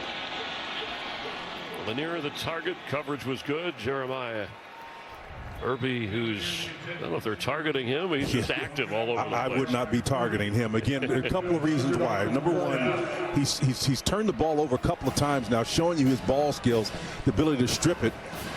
But Tyson Summers just keeps coming at this guy, you know. And from an offensive standpoint, Grant Chestnut is an old offensive lineman, a little bit hard-headed. That guy right there has stolen it from you twice tonight, and not just turned you over, he stole some offensive possessions from you as well. Sherrod back to receive the kick. These have been interesting. They've been fun to watch. A roller, a dribbler, a bouncer. And he gets away from this one as he gets to the 10-yard line. Timeout on the field. And Hansen with his creative kicks. Boise State on offense with a 20-point lead in the 3rd.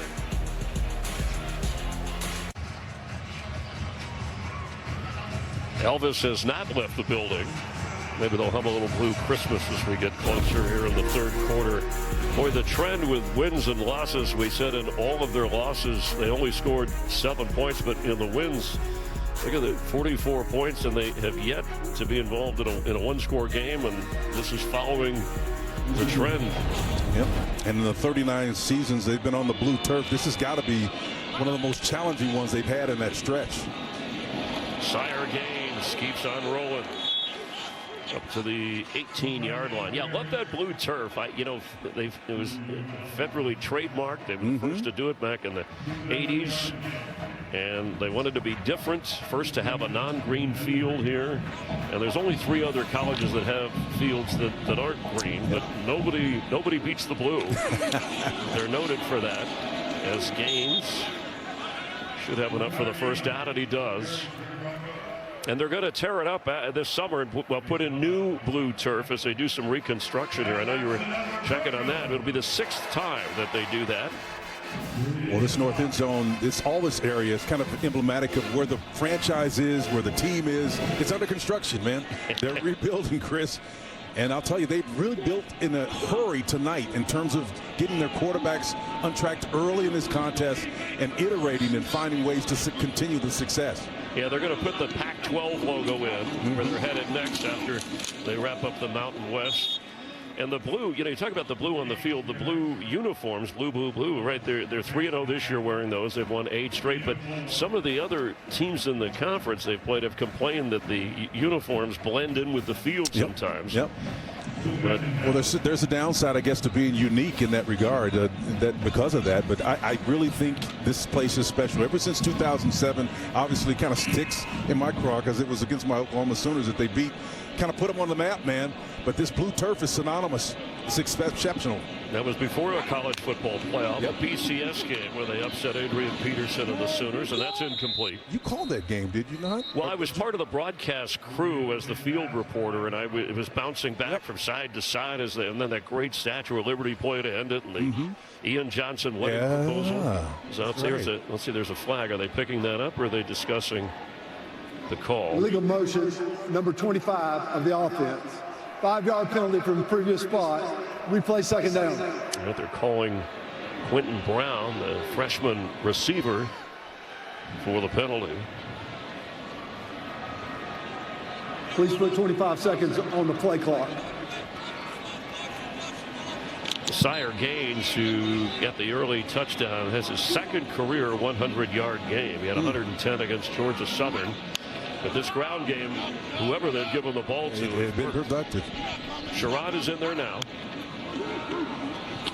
Throwing, and a low throw by Cutforth in the area of Cameron Bates. That one ricocheted. It came in hot, and you had 3 defenders all around him. You got to be careful with those kind of balls. You got to make sure that it's on the receiver because it's not man coverage. There are 3 guys playing zone around him. So a carom means there's an opportunity for somebody to catch that thing. Yeah, you don't want to leave if you're Boise State. You don't want Colorado State any room. Remember that one win, and we showed you where they rallied from 17 down and then 20 down.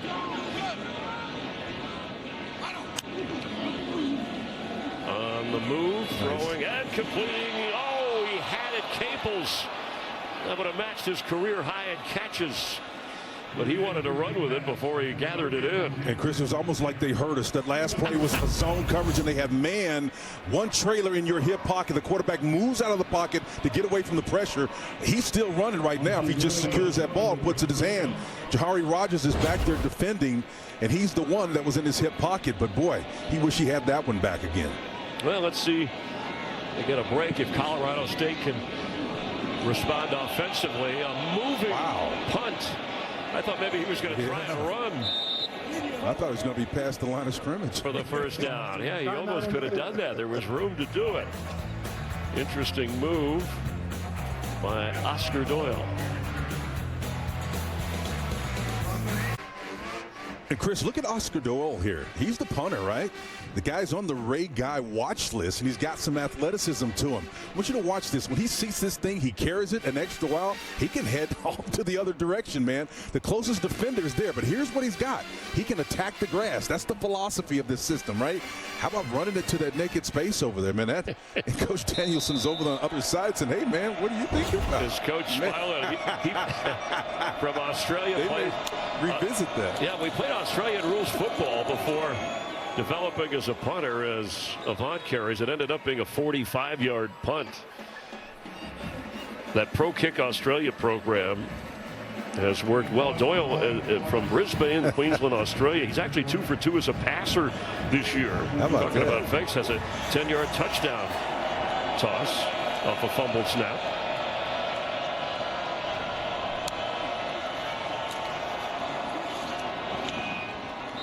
Falling back to the 39 is Taylor. This is one of the rare, what I call run-pass conflict situations I've seen today, where it's going to be 3rd down now, and if you're on the defensive side of the ball, you're saying, okay, Eric Chenander, how are we going to defend this thing? Are we going to try to pressure this kid, or are we going to allow him to get out of the pocket and try to make a play? It's going to be an interesting call defensively. Single high safety indicates pressure. 3rd and 4, catch, and slipping for the first down is Rocky Beers and out of bounds. And a big play from the Ram tight end. Zion Washington, the boundary safety, had a chance to catch him there. So he's out after his assignment. He passes it off, gets the guy beat in man coverage underneath, and Washington comes over and just misses him. Beers just slips right past him with that big body of his.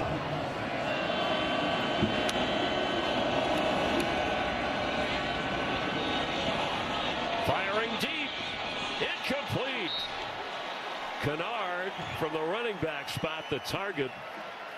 Curry threw it out there, showing off his arm strength. And that's just really unfortunate, too, because I think what you're going to find, the ball climbs on him, right? Hits him right in the shoulder pad. You know, if you're a receiver, Chris, you're going to pluck that thing out of the air. But running backs aren't used to catching the ball in open space like that. Kennard, wish he had that one back once again. Yeah, Sherrod Smith back there playing. He was injured, missed the last game, but he's been more because of the McCoy surgery. And a takeaway. Another. That's the 3rd of the game. Zion Washington with this pick. Well, Chris Curry was thinking about trying to get the screen working in there. And when you throw it into traffic, you got to be really careful about those defenders who are around that ball. It's better to throw that thing in the dirt if you can't see it clearly. So once again, you got activity, you got motion, getting those guys cleared out in the middle, and he just floats it up a little bit too high. Way over the head. I'm not sure. Kennard was way in front of his offensive lineman. That was just a poorly executed play and an even worse decision to throw it if you're Curry. Top pass defense producing once again. Another takeaway. Wow. First down for the Broncos. And a miscue on the part of the Rams. Throwing. And Caples. Does he hang on? Going to the turf, no. Jahari Rogers put the hit on him. And he's hurt. Out on the field. Yeah, Chris, and it was almost instant. And when he hit the turf, yeah, I think it was. I don't want to speculate, but he hit. It's almost like the air just left out him, but the head hit simultaneously on the ground.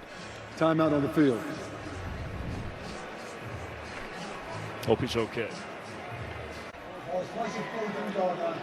Well, it took a moment, but thankfully Latrell Caples, after trying to catch that pass and having a tough hit to the turf, up and headed toward the sideline. Well, Latrell, as you can see, is put together pretty good. The guy's cut up like coleslaw, man. He's pretty good. It was the hip it looked like, and then the second head bounces after that, and it was hard to tell if it was that aggressive of an impact. Very difficult to discern. And they did rule that the catch, which makes it even more miraculous that he was able to hang on enough. It looked like the ball came out loose, but they ruled it a catch and down. And we'll certainly root for the best. His 7th catch of the game from the 40 of Colorado State.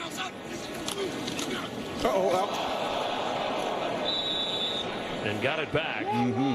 Malik Sherrod on the exchange. Well, it's just a bad exchange. The ball coming out, play action. And you know, when backs will occasionally reach for the ball instead of creating a pocket with the elbow up, I think that's what happens. Or you're reaching for the ball, simply can't do that. You got to be clean with it, never get away from your fundamentals. Right arm, shoulder up, the underneath open.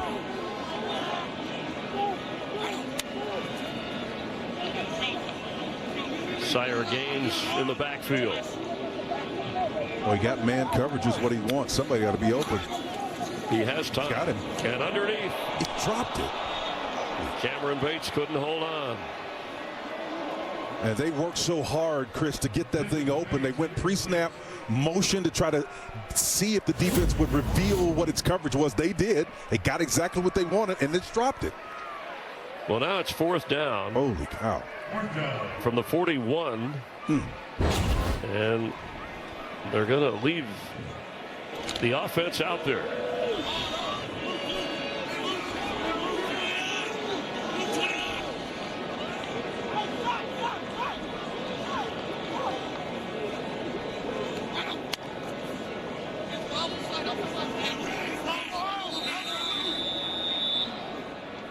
Well, they were trying to get him to jump. Number 14, offense. If not, 5-yard penalty. Main 4th down. Back him up and bring out the punter. Who knows? Maybe Oscar Doyle will run for the first down, or at least make it look that way before he kicks it.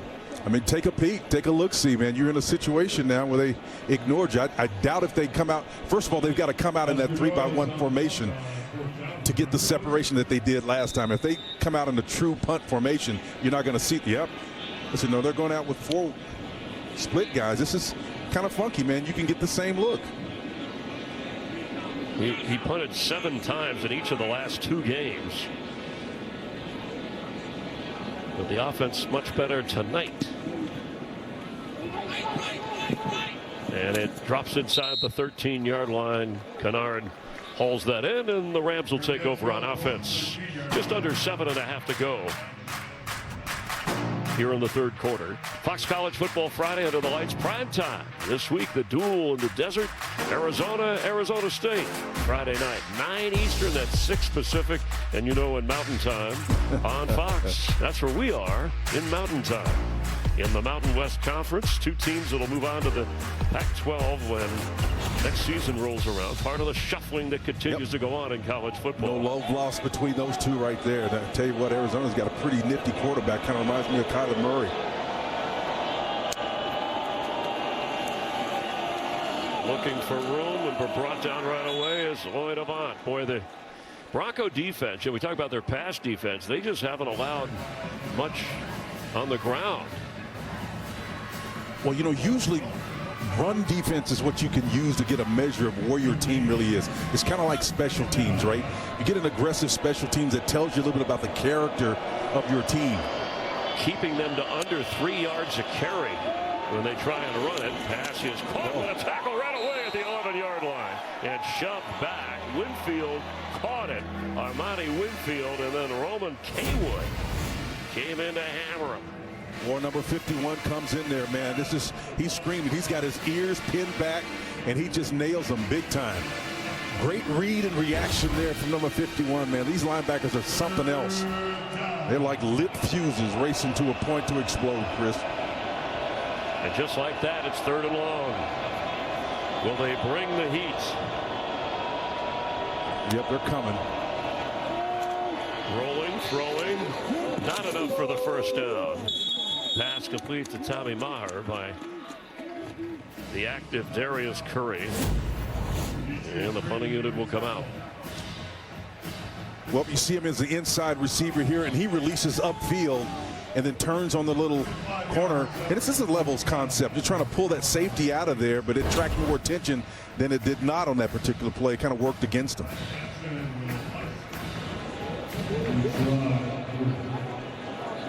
No worries.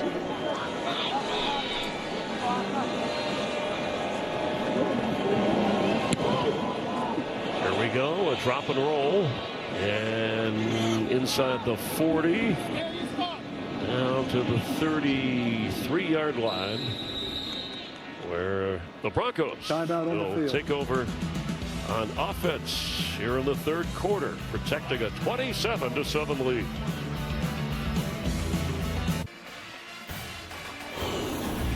College football on FS1, sponsored by Graduate by Hilton. Spirited stays in your favorite college towns. 27-7. Boise State the lead in the ball. We talked about the starting quarterbacks that were out. Jackson Brousseau, his longtime friend Maddox Madsen. They were quarterbacks in rival high schools, but Madsen transferred in the spring, and they played baseball. They were 2 pitchers. Madsen was actually a catcher when Brousseau pitched. And the connection stays on, as there's quite a baseball connection with Maddox Madsen. As Dylan Riley carries. In fact, his full name is Maddox Jeter Madsen, so you get as much of the baseball. Number 2. And there's Brousseau looking on. Madsen, his brothers are named Mick for Mickey Mantle, McGuire, Mays, his sister Macy Joe, like Joe DiMaggio, and other brother Murphy. So baseball running through the starting quarterbacks, although injured in this game. But a neat connection between those 2 talented young players. Nice. Number 2, Jeter. A big hole, and off and running is Dylan Riley. Another great move inside the 30 of Colorado State. And Chris, that's the sign you're looking for. And maybe one other game, New Mexico, when they've shown a dominance, ability to put teams away late. Even though we haven't reached the 4th quarter yet, this is what you're looking for. Consistency, signs of growth. And it's not a surprise that it's coming via the run game. These running backs are impressive, man. 35-yard gain. Averaging over 5 a carry. And this time not much. 181 rush yards with that trio of running backs for the Broncos. There's no quitting these Rams, though. They're still flying around to the point of attack, trying to make plays. But Dylan Riley and the company are making them pay for all of it, though.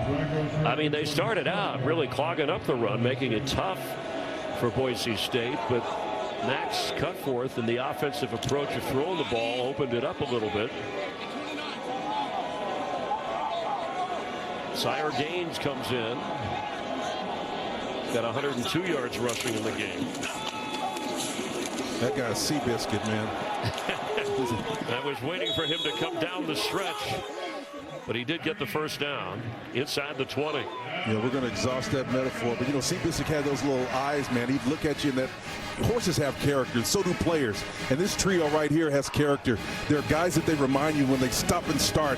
It has some kind of a way of projecting their character, the essence of who they are. I absolutely love this trio of runners right here. Dylan Riley, Sire Gaines, Malik Sherrod. Ride that Bronco as long as you can.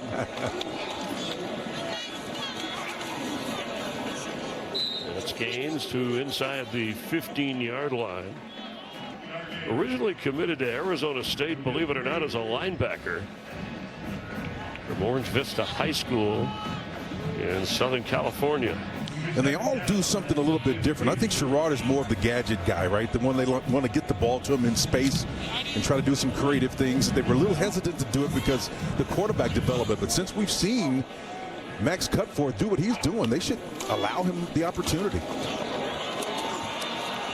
Cameron Bates. Nice tunnel screen there, man.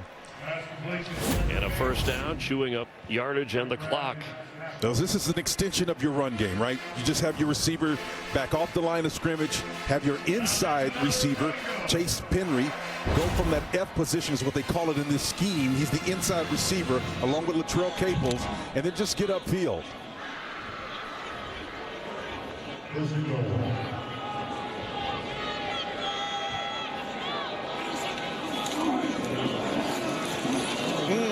Gaines. Touchdown.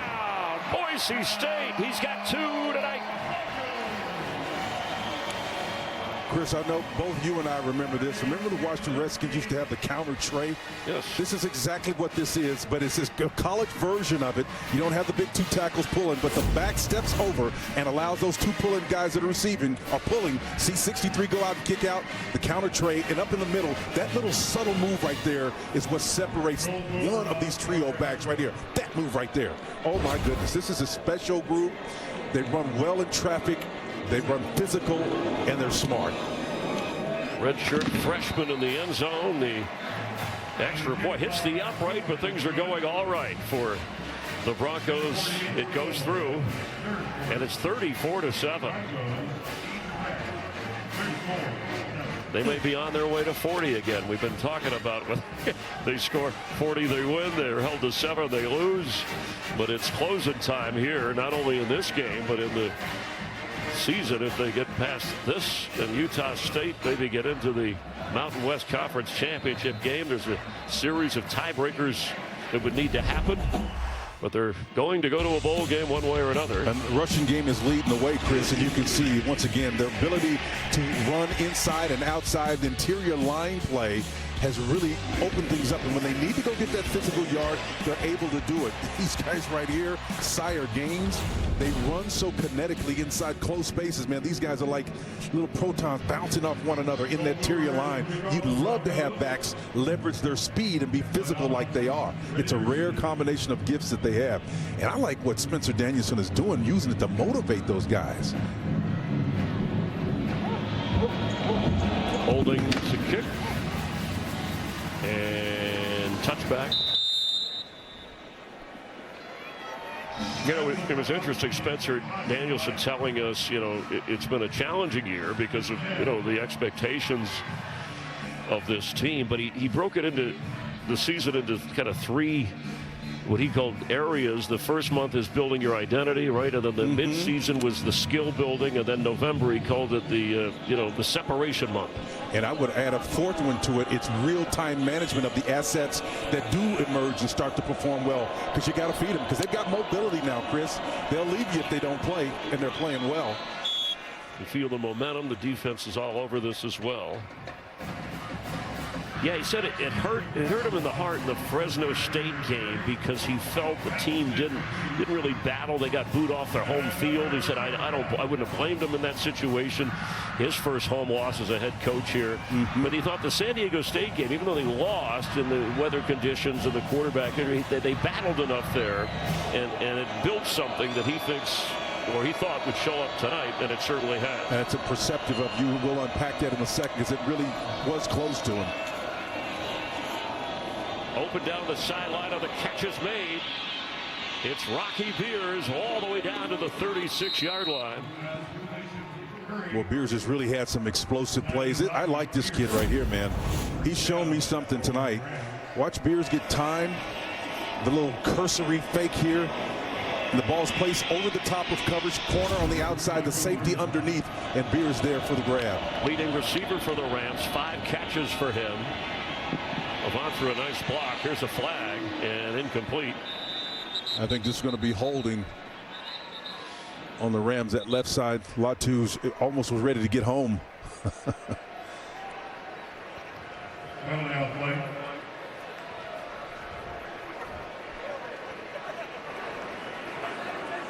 Personal foul. Hands to the face. Number 72.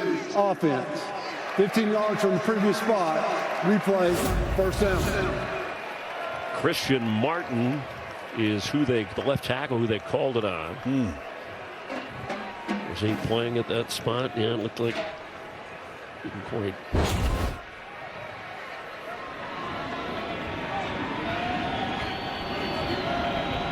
So back at midfield after assessing the penalty on a 1st and 25.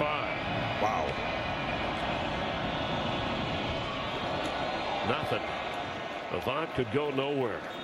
I think that was a wasted play right there. I mean, listen, some people say you're telegraphing what you're doing if you try to get those yards back immediately. If they're expecting you formation-wise to run the football, then you got a tight end that's been able to get open and gash several times tonight for big plays. You got players that can get open.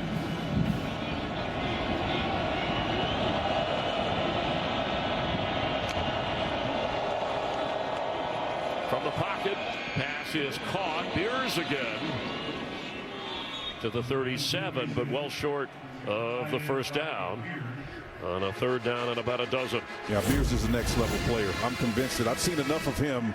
He kind of reminds me of Brent Jones because now he's lined up inside in a slot receiver position. And it's the classic trio or that triangle that Bill Walsh used to make. If you can stress it, that triangle will expose any defense's intentions. And this guy runs it about as well as any tight end I've seen.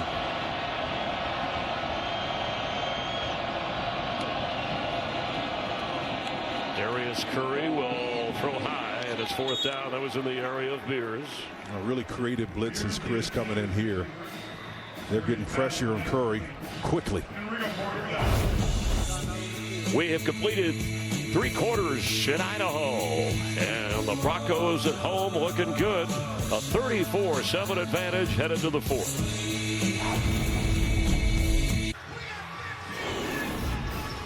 Hope you enjoy college football on FS1, sponsored by Graduate by Hilton. Spirited stays in your favorite college towns, and they're having a good time here in Boise. Fireworks from this offense as we begin the 4th quarter. And on 4th down, they're staying out there. Need to get to the 25-yard line. A dozen is what's needed here. A chance for the Bronco defense to shine even more. In trouble. And they're not going to let him get away. He's sacked all the way back at the 49-yard line. Zion Washington led the charge. Well, Jaden Mickey had him dead, the right's number 20, and he came from that nickel linebacker position. It's kind of a hybrid role, so watch 20 come in late and lose him on the first go by. But again, as my partner talked about, is that tenacious attitude, not giving up. Curry eventually comes right back to him. You know, one of the things that Curry's got to learn is when he vacates an area, whether he's doing it through his elusiveness or he's rolling out, that guy who he just went by, isn't dead. He's coming back. So he's got to be mindful of where he is all the time and have that internal clock. Great defensive effort by the Broncos. Yeah, I mean, and even on a 4th down, maybe just kind of throw it up for grabs, but at least they gave it a shot. Dylan Riley the back. And going out of bounds. Cut forth keeps. Now he had Chase Penry there, the inside receiver, the F receiver.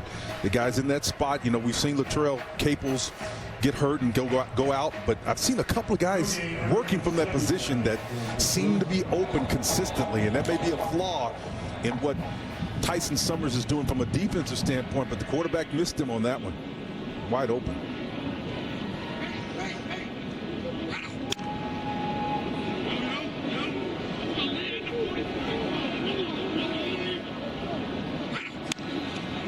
Cut forth, quick pass, and knocked away. The coverage was good. Well, if they can get any kind of coverage for any length of time, they're going to have people open, even though you got off coverage up top, right? So look at the distance he is off of the coverage on the inside, and just got to be able to put that ball on him and get it to him in space and let him see if he can make a play. It's straight man coverage.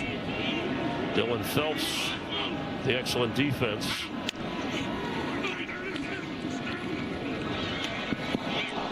And Bates, well, there's been some opportunities here.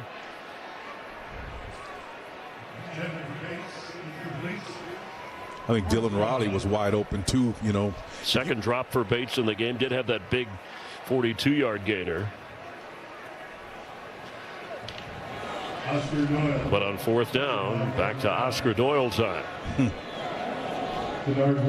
He looks like a rugby player. And I mean that in the nicest way. You too kind. A little girth there on him. And he'll kick it away. Fair catch inside the 10 before going out of bounds. New Mexico has won a 20-3 final over Air Force.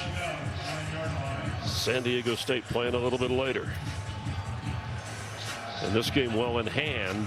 So the Mexico win keeps him in the title hunt. So this thing was crowded when we came in with 2 more games remaining. 7 teams within 1 game turnover. So it's a crowded space. Mountain West going to have 4 teams that might all be in a tiebreaker to see who gets in the conference championship game. Oh! Kennard, it's loose. Javion Kennard off and into the end zone for a Ram touchdown. And a flag down after he crossed the goal line. 91 yards. Wow. Boy, that's just he's high-stepping, man, right there. I'm not sure what the penalty's on, but number 24 shows you he's got some burst and some speed. I don't know about that. He's only 5'8". During the play, unsportsmanlike conduct, number 24, taunting, 15 yards from the spot of foul. First down, Colorado State.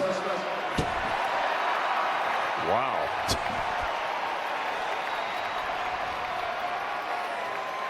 And they're talking to him over there about, and that's happened in the pros. We gotta see exactly. Yeah, and that side judge is grabbing that yellow hanky the minute he gets into that stride mode and starts Tennessee horsing it down the sideline. And I don't know. Is that? Yeah, I don't think it's I personally don't think that's an issue. I mean, takes the touchdown away. I thought we had SEC officials there for a minute. Yeah. We saw it. He was in the end zone, but nice catch in traffic inside the 25. That's Tay Lanier. Wow, a 91-yard play. Gated. Yeah, because of taunting. But did you notice how Tyson Summers and all those coaches on the sideline handled it? They didn't go up in arms, put their hands on the shoulders, consult the kid. It's a learning experience. No question. And a good tackle right away on Avant. And a flag down. Travis Anderson, maybe. There's a flag on the other side of the field as well.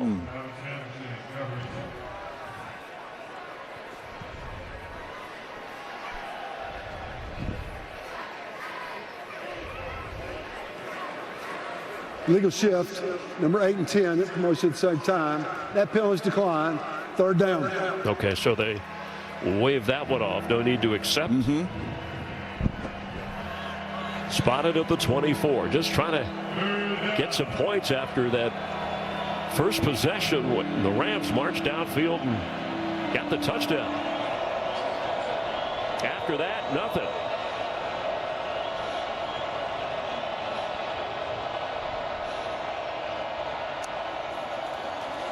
Blitz is on. Catch is made, and taking it for the first down is Tommy Maher, and that should be enough. We'll check the exact spot. Yeah, that's a nice big boy throw right there. Three-quarter field, Chris. On the far hash, Curry sets up, and that ball's got to go across three-quarters of the field. It gives you a sense of how strong this kid's arm is. Small guy, but, man, he puts it right on the mark.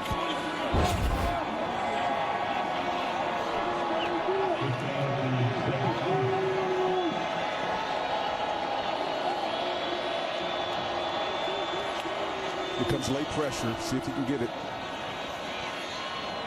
He was open at the 10, but had trouble setting up to get the ball to Rocky Beers. This may be the place where the height factor really affects you. You're sitting there square in the pocket, and you're trying to get the ball up and over to a guy that's settling down versus zone coverage. And unless you're properly set up in your position to throw and your platform is proper, it's tough for a guy at 5'10", and I'm being generous, to be able to see over and throw. That was his 30th pass attempt in his first start.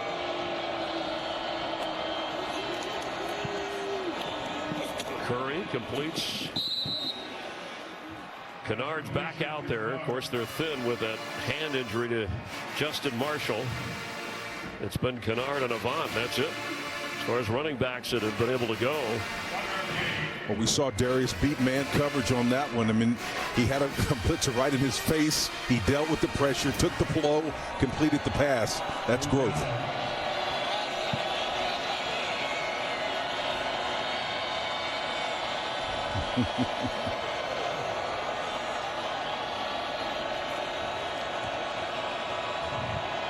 Broncos showing pressure and then bails out. 3rd and 5.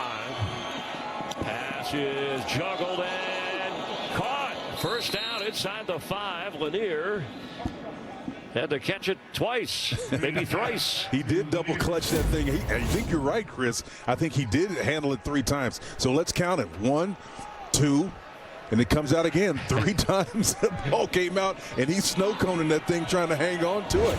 And he knows he's got man coverage. Isn't it some pocket? Give him credit for hanging on.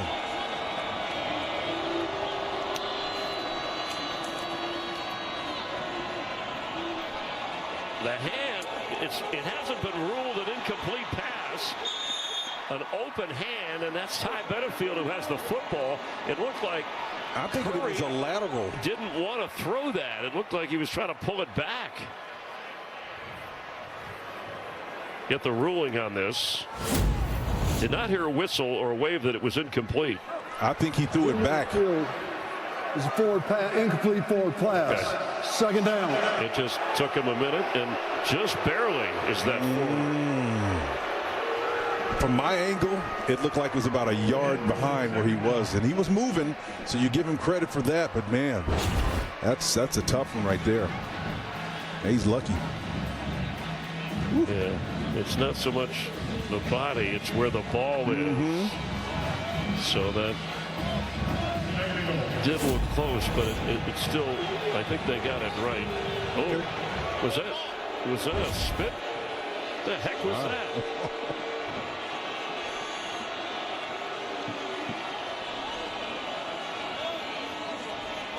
Wow. This is that's powerful. That's terrible. And that's a Jaden Virgin Morgan. Wow. I mean, that kid should have an apple and a roadmap, Chris, right now. Sorry, that's untenable. All right, so Danielson is down there talking to the officials, and I think he's saying if he saw what we saw, the frustration, right, the shove from Virgin Morgan, but then you just don't spit at people. Yeah, that's terrible. I mean, that is ridiculous. It is not reviewable. They didn't call it. And they didn't see it initially. If it's not reviewable, but we all saw it. That's vulgar. Not cool. Avant. And he's in for a touchdown. Lloyd Avant carries it in. They eventually do get the touchdown, getting Kennard off the hook on that 91-yarder and then the taunt. But the conference, by the way, the Mountain West Conference will take a look at this afterwards and hand out punishment. Hate to take away from Avant's touchdown run on that classless move. Yeah, that was, and I think we had something like that happen in the NFL early this week, and it's untenable. There's no excuse. If you're watching at home and you're playing and appreciating this game for what it is, youngsters out there never do what this young quarterback just did. You're frustrated. We get it. Extra point. Isaiah Hankins is good. Yeah, you played the game, Spencer. There's a code amongst professionals. Timeout on the field. Or fellow colleagues. But they do get the touchdown. Just over 11 minutes remain at a 34-14 Boise State lead. And Darius Curry, the moment of frustration. Now, Spencer, you played the game at a high level in college and in the NFL, and I know it's an emotional game, but there are some boundaries that's just inexcusable. If you're going to be out there, you just can't cross that. Now, and I don't know what Tyson Summers and what he saw, but that's not his kind of program. I mean, should he bench his quarterback the rest of the way? I mean, what kind of punishment do you think should come his way? Without a doubt, you should bench him. You have to be able to appraise the situation and make a decision. If you want to preserve your culture and trust, you cannot allow that to stand, because once you do, every athlete that does it subsequently has a tenable reason to do what they did. An onside kick. Wow. And it works for the Rams. Recovery and hit a member of Boise State. Tommy Maher had it first. And, had the recovery for Colorado State. I did not see which member of the Broncos that hit first. Right there was a good onside kick. And hit him like number 18. Am I seeing that? That Samuel Brooks, I think it was. Yeah, I think, yep, that's good. Special teams player. Hit him home. Yep, but again, not to take away from the subject we were talking about a minute ago, now it kind of almost gets buried. If you wind up scoring here, it almost like the thing didn't happen. You cannot ignore a player spitting on another player. You have to preserve your culture. Pass is caught, unless there's some kind of excuse for that. But I just don't.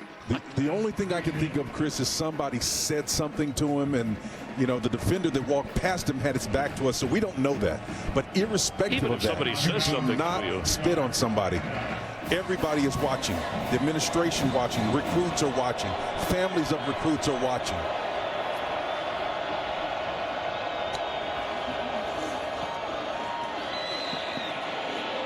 On the move, wide open inside the 30. Tommy Maher all the way inside the 15, and a first down for the Rams.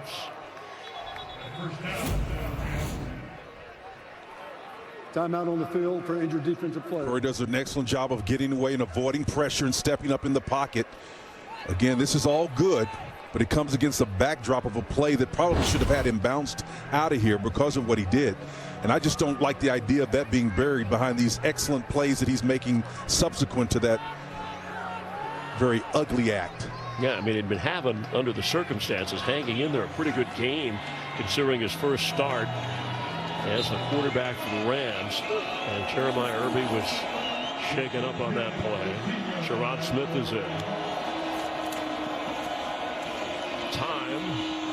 A one-handed grab by Rocky Beers. He's down around the 5-yard line. That guy's a beast, man. That guy's a ball player big time. He has a way of hauling in the ball, controlling his body, understanding when you get around that red zone, that green zone area, he has a different mindset about the way he plays the game. I mean, look at the concentration on this big guy. 7 catches for him, and he's nearing 100 receiving yards. He does have a touchdown catch. Jeremiah Irby is back out there for the Broncos.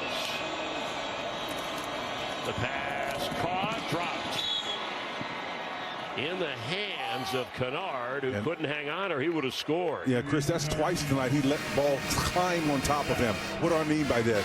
A good receiver, even though he's a running back, will pluck the ball out and extend his arms, right?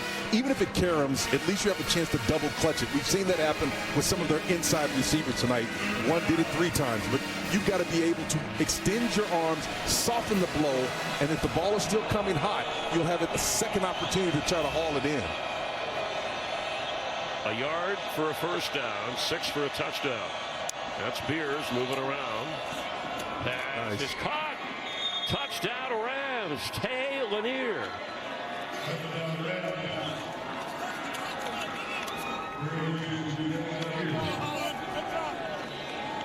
With this extra point, you're talking about a 2-possession game all of a sudden.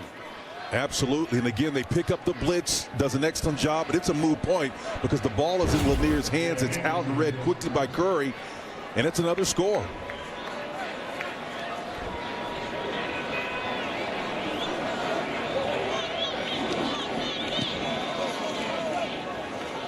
Point after.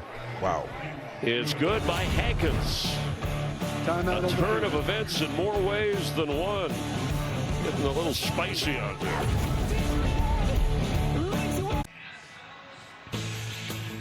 Fun moment here moments to go in the fourth quarter. That's blitz. The T-Dog since 2021 runs out, grabs the T's and brings it back. But racing against his sister, who is named Bourbon.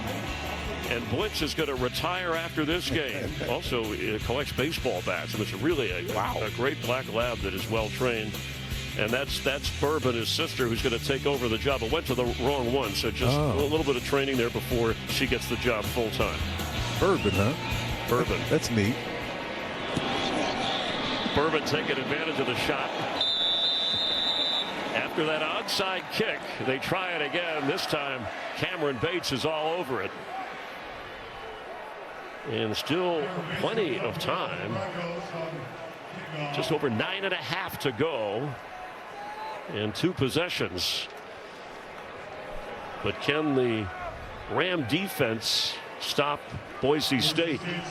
But you got to go back to the inflection point when it all happened. It keeps coming back to Curry, spitting on another player, and then Tyson Summers allowing him to stay in the game. This is going to be something that will be revisited far after this game is over with. The run game has been dominant. Sire Gaines is the back. And that's a strong first down run inside the 44 of Colorado State. Yeah, that's a heavy level run right there, man. Sire Gaines is showing he's got some ability. You know, it's supposed to be low man wins. It's supposed to be physics. That guy was probably a little bit higher in the shoulders, but he got underneath him and still got plus yards. Look at those numbers, 130 rush yards. He's got a couple of touchdowns. He's averaging, that comes out to over 7 a carry.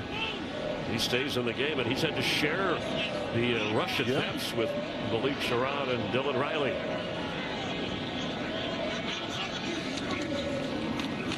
Try to get the first, and look at him glide and get it down to the 39-yard line. And one of the other things he does, he follows his lineman too. You're going to see the left or the offside guard pull from here. Chris does a nice job of kicking out, and he finds a space inside of that.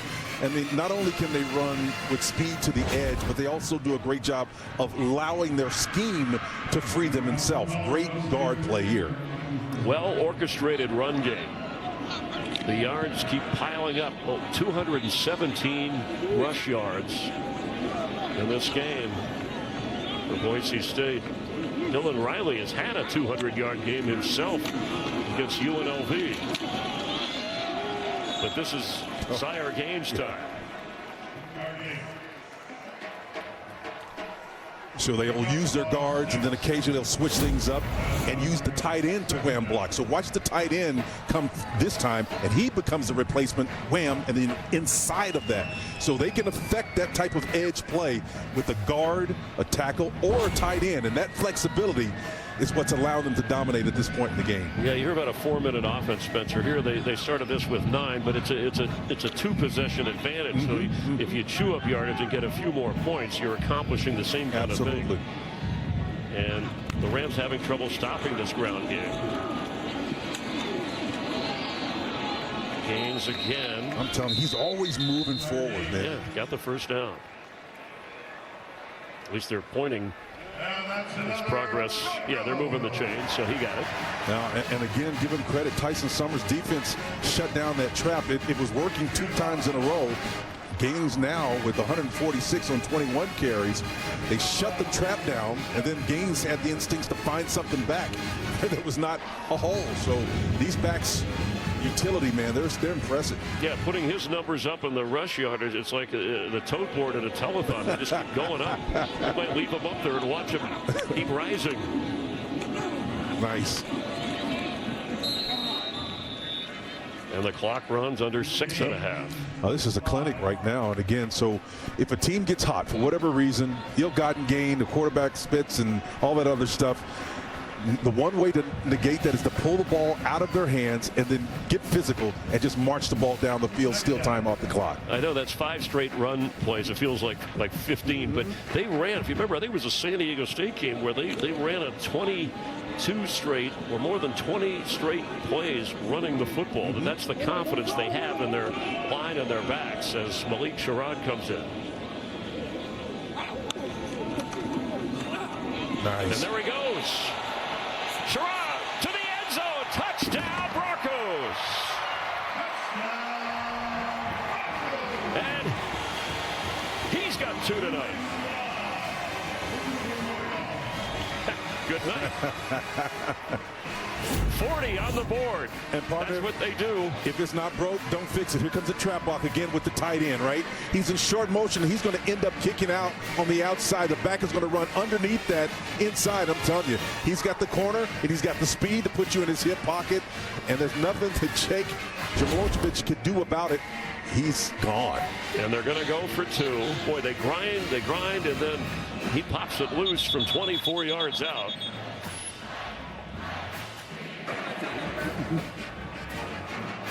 Timeout on the field. Boise State, their first timeout of the half. Looks like he's saying, come on back. Boise State's going to use a timeout. They wanted to go for 2. That's the way to take a win out of the sails of a team that was trying to revive itself. And I think they used the timeout because the play clock was running down.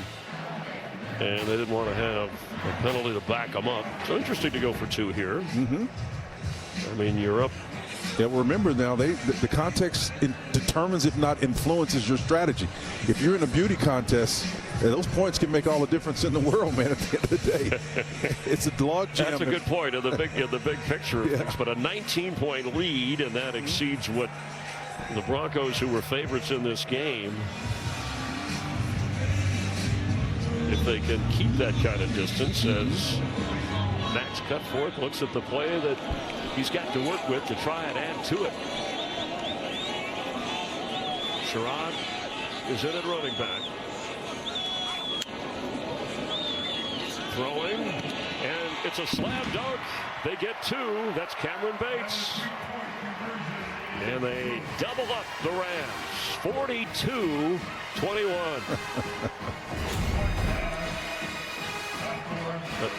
Nice play by Timeout on the field. Max Cutforth on the move, strong arming it in. 5:48 to go in the 4th.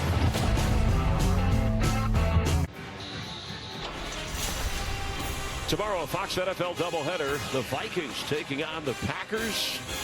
Other regional action. And then America's game of the week, Jalen Hurts and the Eagles. What tremendous defense the Eagles have, taking on Dak Prescott on that explosive Cowboy offense. Check the local listing for the games in your area and enjoy the NFL on Fox. Boise State over 40 points for the 6th time this year. Christmas coming early. Well, I'm telling you, they put a gift in this one right now. 40 spot up there and got the extra points. 42 now. A short kick. Rocky Pierce does everything up to the 42-yard line. Here's the updated Mountain West standings. And San Diego State, they're playing San Jose State, and that game will follow us. New Mexico won earlier. They have the tiebreaker at the moment over UNLV, but you see that the Broncos have to win to get into a partial tie, and then there's various tiebreakers that still have to be sorted out. But if they do their part, they could be in the mix to try and get in that conference championship game and maybe go through from a Mountain West three-peat. It's a long way to go in a short amount of time. He's still in there, and he gets away.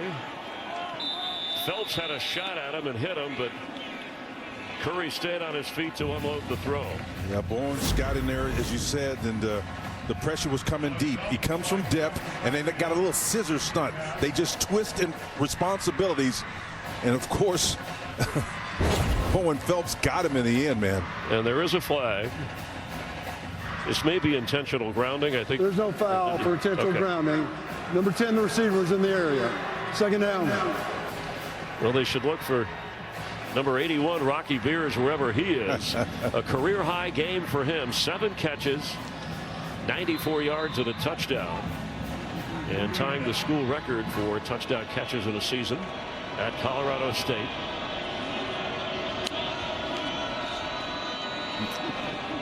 Deep sideline throw and intercepted.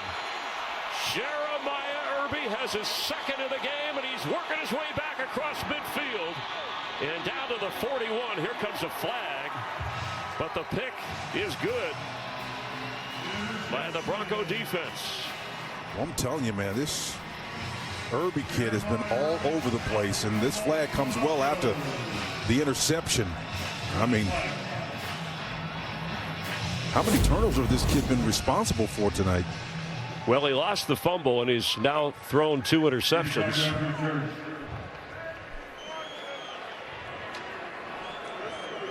Great job of seeing that ball. During the return, well below the waist, number 65, the offense. 15 yards we added to them, the run, automatic first down. It was on Philip Ocon, the center, for the Rams. So let's see big fella go down a little bit too low. Wow. Below the waist. That was definitely low. But that guy right there, man, 2 interceptions, a fumble recovery tonight. That's a Kalen Bullock kind of day, man. Next level. All 3 takeaways belonging to him. And Curry on the other side responsible. Another skull on the pole. That defense will scare you.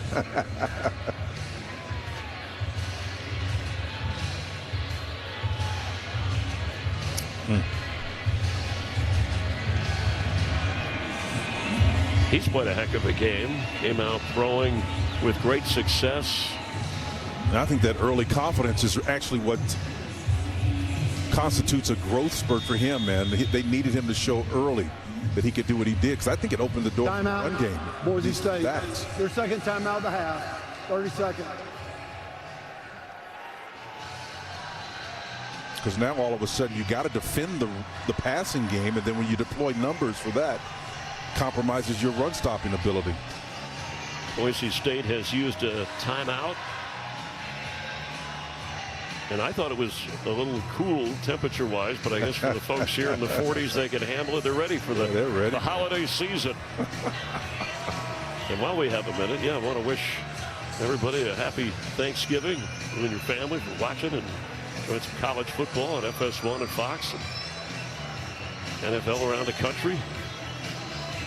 And I think that, the chance of Madsen coming back, he had that lower leg injury, and they're hopeful that he could be ready for the Utah State game and or a conference championship or bowl game. But certainly Max Cutforth, whatever hesitation or doubts anybody had. Well, he's acquitted himself well. There's no question about it. But I think the return, speaking of reclaiming things, this north end zone is looking pretty good right now. They had all the guys in the orange hats on the far side of the field. They're going to have that north end zone just load seating, all those high-level dollars, man. They've got the NIL thing working.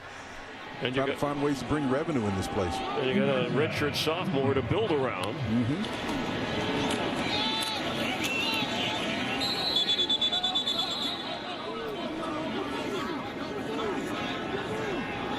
And some of the reserves are in as they try that ball. Wanted to make sure that Yeah, the hard hat crew. Yeah, there you go, man. They don't get to take a night off. Well, that's sort of getting a night off, right? If you have to work construction, why not do it when you can watch a football game? Sounds like a job you and I could get. Look at them. These guys are enjoying it, man. Yeah, that crane we saw earlier, the fact that it's right there on the spot. They want to move this along, and we mentioned a newer blue field, new turf. This one's worn a little anyway. I think they'd admit that. That's their version of Tightwad Hill, I think.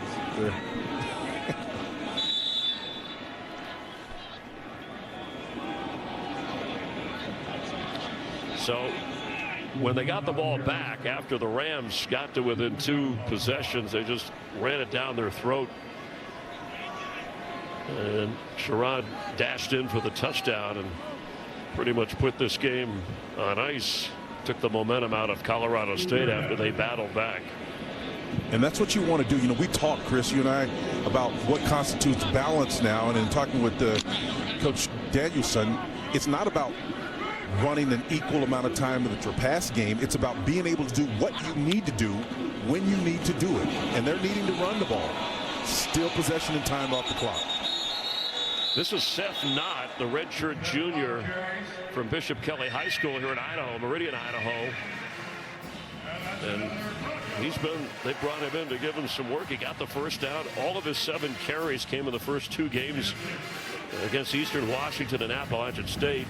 Coming into this game, he has played in 5 other games, but without a touch. But nice to get a local guy in along with the local guy, Max Cutforth. No question. I mean, those local roots go a long way for a program like this in particular. He's his first team All-Idaho as a senior in high school. And it showed some tough runs here when they're trying to work the clock. And you can bring those guys in late when you have 3 running backs perform as well as they did, you know. State, the 3rd and final timeout of the half. Broncos used their final timeout. Unless there is some kind of miracle here, they'll be on their way to 7-4. And the Pac-12, it's interesting because we talked about the turf being replaced because the new logo that will be required, as they have Utah State on the road before this regular season wraps up. That'll be next year as a group of teams head to the Pac-12. I mean, going back, we were talking about Colorado State being in what was the WAC, the Western Athletic Conference.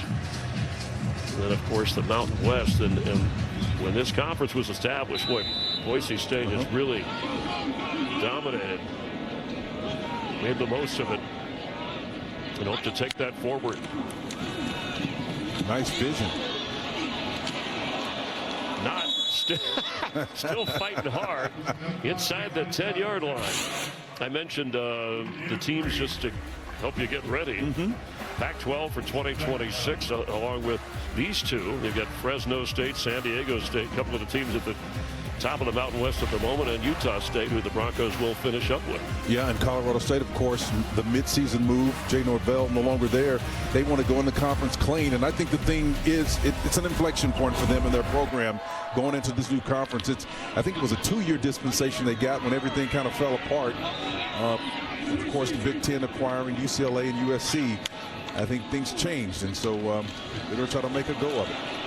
Not easy to keep track of. And look, they're rooting for the local guy. He's in! Seth Knott! He will not be denied, and he gets the touchdown for Boise State. The Idaho kid.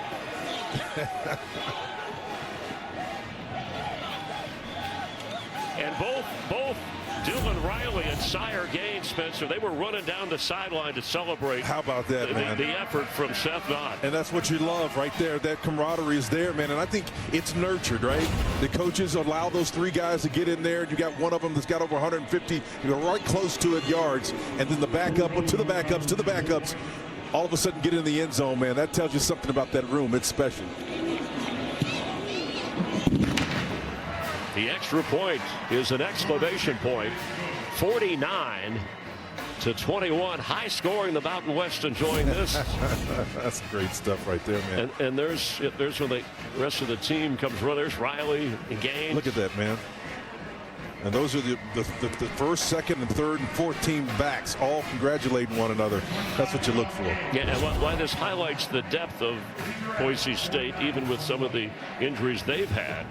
Boy, it really exposes, too, the Colorado State situation in terms of playing 48 different lineups of players. And the leading rushers of this game, look at that. The three of them needed a breather. so they went with Seth Knott. The distribution of production right there tells you something. These are meaningful yards right here, right? Gaines gets the lion's share of it, but those other two, nothing slouchy about 72 yards, 56 and 25 if you're not. Wonderful job. Well, it was close early, and then the Broncos busted out in front, and then a rally from Colorado State in the fourth. But then back to the ground game, and the Bronco defense dug in.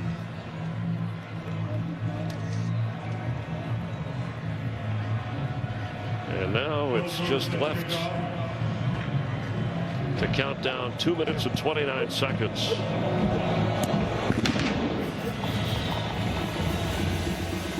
It'll be a touchback.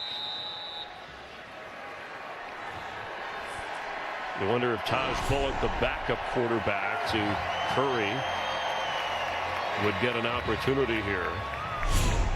Yeah, I think you're in a position where you can do that. I mean, I think it's the right thing to do. But they're going to leave Curry out there, who's 25 of 43 pass attempts, 3 interceptions. 2 of them went to Irby.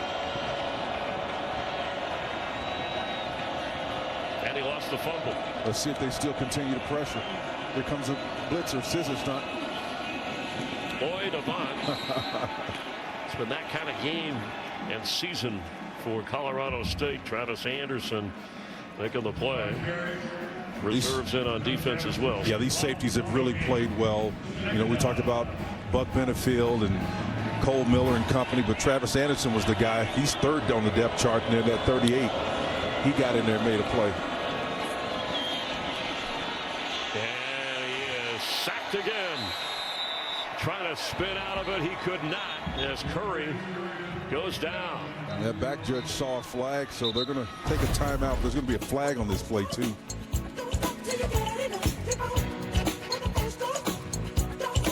Check out that flag.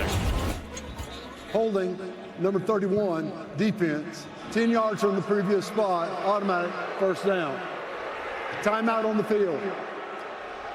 Cole Miller called for the infraction, the reserve defensive back, and a fresh set of downs for Colorado State at the 2-minute mark.